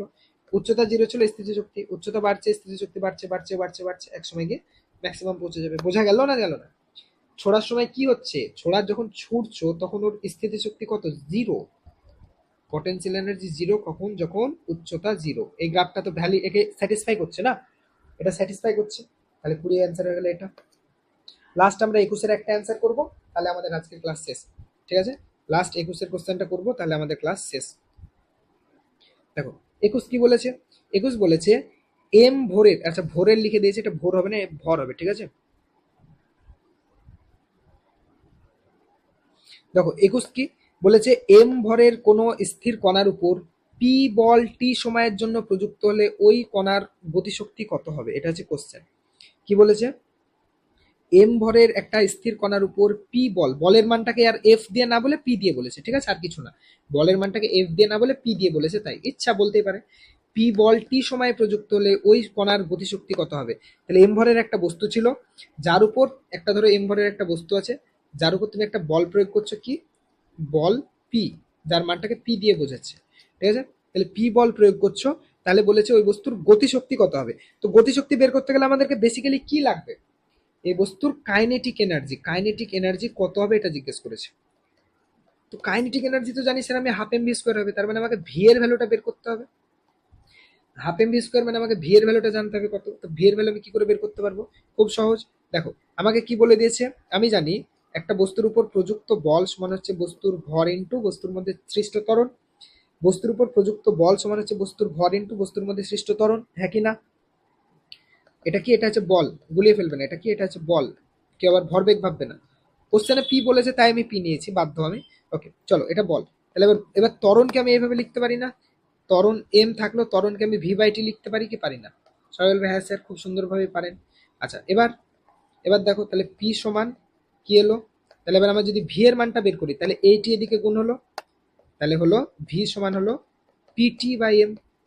এ দেখো কিছুই না, এইটিটা এখানে ধরো পি আছে, এই পি বল কিন্তু, ঠিক আছে, এখানে পি আছে, তাহলে এইটিটা পি এর কাছে গুণ হলো আর এমটা নিচে ভাগ হয়ে গেল। তাহলে ভি এর ভ্যালু তুমি পেয়ে গেলে পিটি বাই এম। তাহলে ভি স্কোয়ারের ভ্যালু কত? তাহলে ভি স্কোয়ারের ভ্যালু কত? বোঝাচ্ছি বোঝাচ্ছি। তাহলে P square T square by M square, এটা হলো স্যার ভি স্কোয়ারের ভ্যালু। এবার আমাকে তো স্যার চেয়েছে গতিশক্তি, তাহলে গতিশক্তি হাফ এম ভি স্কোয়ার, তাহলে হাফ এম ইন্টু ভি স্কোয়ারের ভ্যালু হচ্ছে sir P square T square by M square. আমি পুরো ভি স্কোয়ারের ভ্যালুটা বের করে নিয়েছি, ঠিক আছে। তাহলে ক্যালকুলেট করলে স্যার এই এম থেকে এম কেটে চলে গেল, তাহলে পড়ে থাকলো স্যার, সরি আর স্যার আর একটা ভুল কিছু হচ্ছে না, ঠিকই তো আছে। তাহলে কি হলো স্যার? তাহলে হলো স্যার কাইনেটিক এনার্জি বা বস্তুর গতিশক্তি, সেটা হলো sir P square T square by two M. P square T square by two M, এটা হয়ে গেল এম ভরের একটা বস্তু। এখানে পি কিন্তু বল, আবার বলছি এটা কিন্তু বল, এটা ভরবেগ ভাববে না কেউ।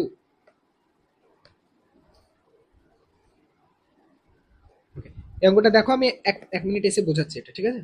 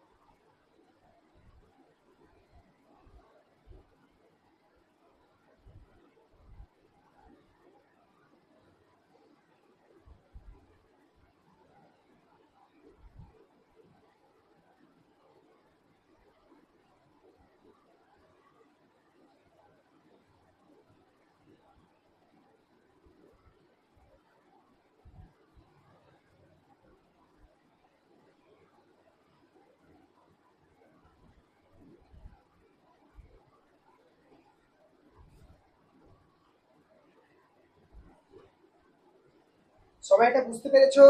একবার বলো। কালকে ক্লাস আছে আর কোনো কেউ বলবা প্লিজ?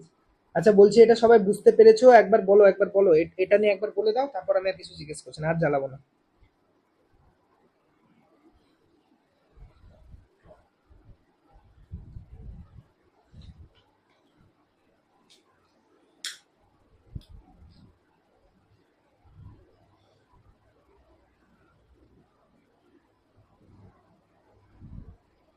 আরে ছুটি ফুটি পরে গো, আগে বলো এটা বুঝেছো কিনা। Okay. আচ্ছা দেখো একটা জিনিস, তোমরা এই জিনিসটা রিয়েলাইজ করেছো কি জানি না। দেখো তুমি বলবে স্যার আমাকে তো চেয়েছে স্যার কণার গতিশক্তি, এই এই জায়গাটা মজাটা বোঝো। আমাকে তো চেয়েছে স্যার কণার গতিশক্তি, তো স্যার গতিশক্তির মান তো হাফ এম ভি স্কোয়ার, তাহলে আমি এত কিছু কেন করলাম? আমি তো হাফ এম ভি স্কোয়ার বলে দিতে পারতাম অ্যান্সার। কেন পারলে না? কারণ কোশ্চেনে তোমাকে ভি বলে কিছু বলা নেই, ভিটা তুমি তোমার মতো ধরেছো, ভিটা তোমার মতো বলেছো। কোশ্চেনে যে যে ডেটা দেওয়া থাকবে, এম পি মানে বল টি, এইগুলা টার্ম দিয়ে ভি কে তোমাকে রিপ্রেজেন্ট করতে হবে। তাই দেখো ভি এর ভ্যালুটা আমরা বের করলাম কিভাবে, ভি এর ভ্যালুটা কি করে বের করলাম, দেখো পি টি আর এম এর টার্মে, তার মানে ভি এর মান কি পিটি বাই এম, এটা আমাদেরকে বের করতে হবে, বোঝা গেছে? কারণ ভিটা তোমার ধরা, ওটা তোমাকে কোশ্চেনে ভি বলে কিছু বলেনি, দ্যাট ইজ আমাদেরকে এগুলো করতে হলো, বোঝা গেছে?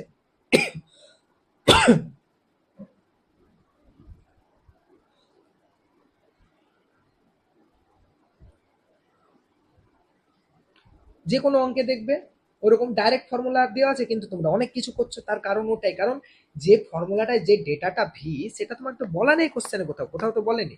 যদি ভি বলা থাকতো যে এম্বারের একটা বস্তুর বেগ ভি, তার উপর পি বল টি সময়ের জন্য প্রযুক্ত হলে ওই বস্তু কণার গতিশক্তি, direct half M V square বলতাম,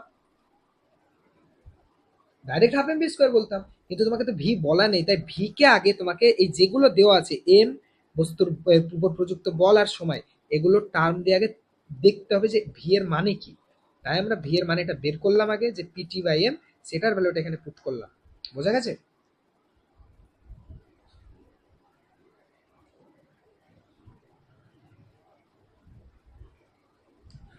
আবারও বলছি তোমাদেরকে, আবারও বলছি, নতুন প্রবলেম করার দরকার নেই।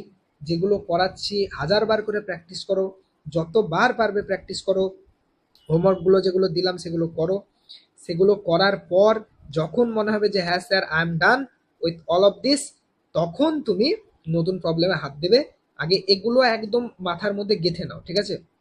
অনেক প্রবলেম করিয়েছি, অনেক কোশ্চেন করালাম।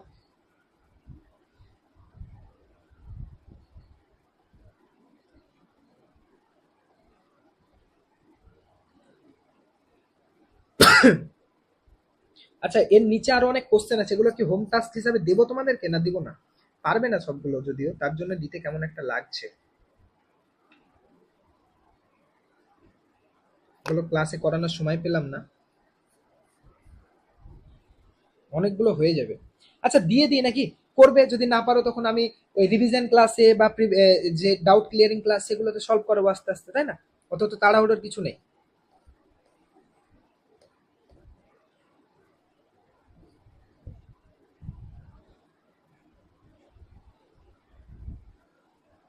ক্লাসেস ক্লাসেস ক্লাসটা সকালে হলে ভালো হতো। আরে একজনের উপর বেস করে তো ক্লাস চেঞ্জ করা যাবে না গো। ডেট টাইম কি করব বলো, আমার তো কিছু করার নেই। 11 কি ছিল? 11 কি 11 কি কি বলো? 11 কার প্রবলেম? 11 নম্বর নিয়ে কার প্রবলেম?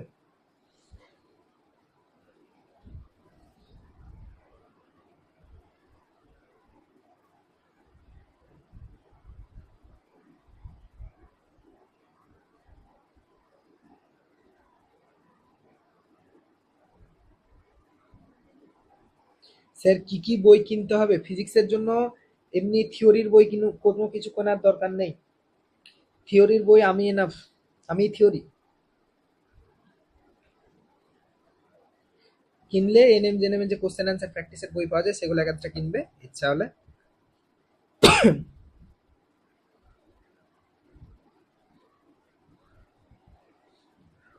যেগুলো হোমওয়ার্ক দিচ্ছি আর যেগুলো তোমাদের ডাউট থাকবে সেগুলো নিয়ে ডাউট ক্লিয়ারিং ক্লাস হবে, ঠিক আছে?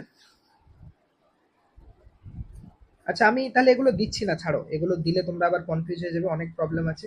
এগুলো ঠিক কোনো না কোনো সময় করিয়ে দেবো আমি, সমস্যা নেই। এগুলো আগে আগে কোনো ক্লাসে পড়াইনি। এবছর নতুন নতুন অ্যাড করেছি তোমাদেরকে পড়াবো বলে, বাট সময় হলো না। একটা ক্লাসে দেখতে পেলে এত ডিটেলসে পড়িয়ে সম্ভব না।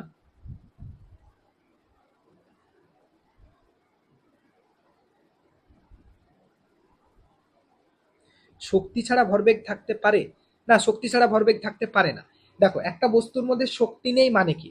না ওর মধ্যে গতিশক্তি আছে না স্থিতিশক্তি আছে। দেখো, একটা বস্তুর মধ্যে শক্তি নেই মানে তার মধ্যে না গতিশক্তি আছে না স্থিতিশক্তি আছে, দুটোই জিরো। এবার একটা বস্তুর গতিশক্তি জিরো মানেটা কি? একটা বস্তুর গতিশক্তি মানে হচ্ছে ওর বেগ জিরো। তো বেগ জিরো হলে ভরবেগ কি? ভরবেগ মানে হচ্ছে বস্তুর ভর ইন্টু বেগ।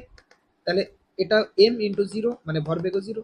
তাহলে বস্তুর মধ্যে শক্তি না থাকলে ভরবেগ জিরো হবে। বোঝা গেল?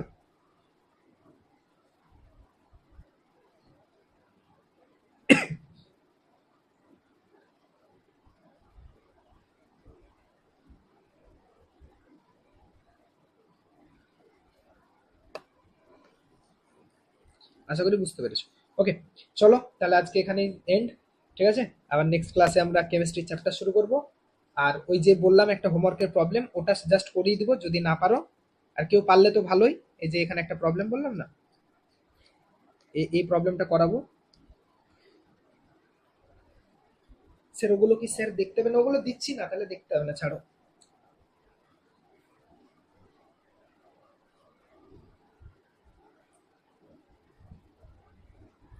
চলো, আজকে টাটা, গুড নাইট সবাইকে। ভালো থাকো, ভালোভাবে পড়ো। হ্যাঁ, অ্যান্সারটা অপশন বি হবে। কোনটার অপশন? কোনটা অপশন বি হবে? কোনটা অপশন, কোনটা ছিল গো? 11? এ থাকতে পারে লিখে দিয়েছি। আচ্ছা, sorry sorry sorry sorry, my bad my bad my bad. এখানে পারে না, কিন্তু আমি লেখার সময় থাকতে পারে লিখে দিয়েছি। পারে না।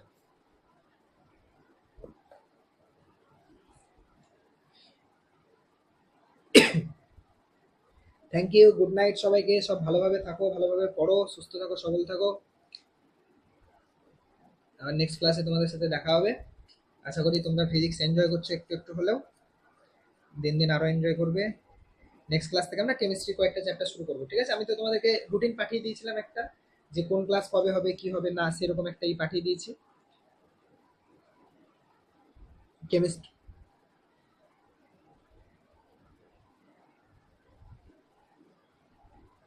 ওটা আছে তো সবার কাছে? ফার্স্ট ক্লাসের পিডিএফ এ পেয়ে যাবে, দেখবে ইন্ট্রোডাকশন ক্লাসের পিডিএফটা পেয়ে যাবে।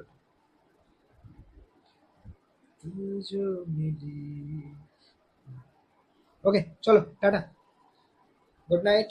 লেট করলাম।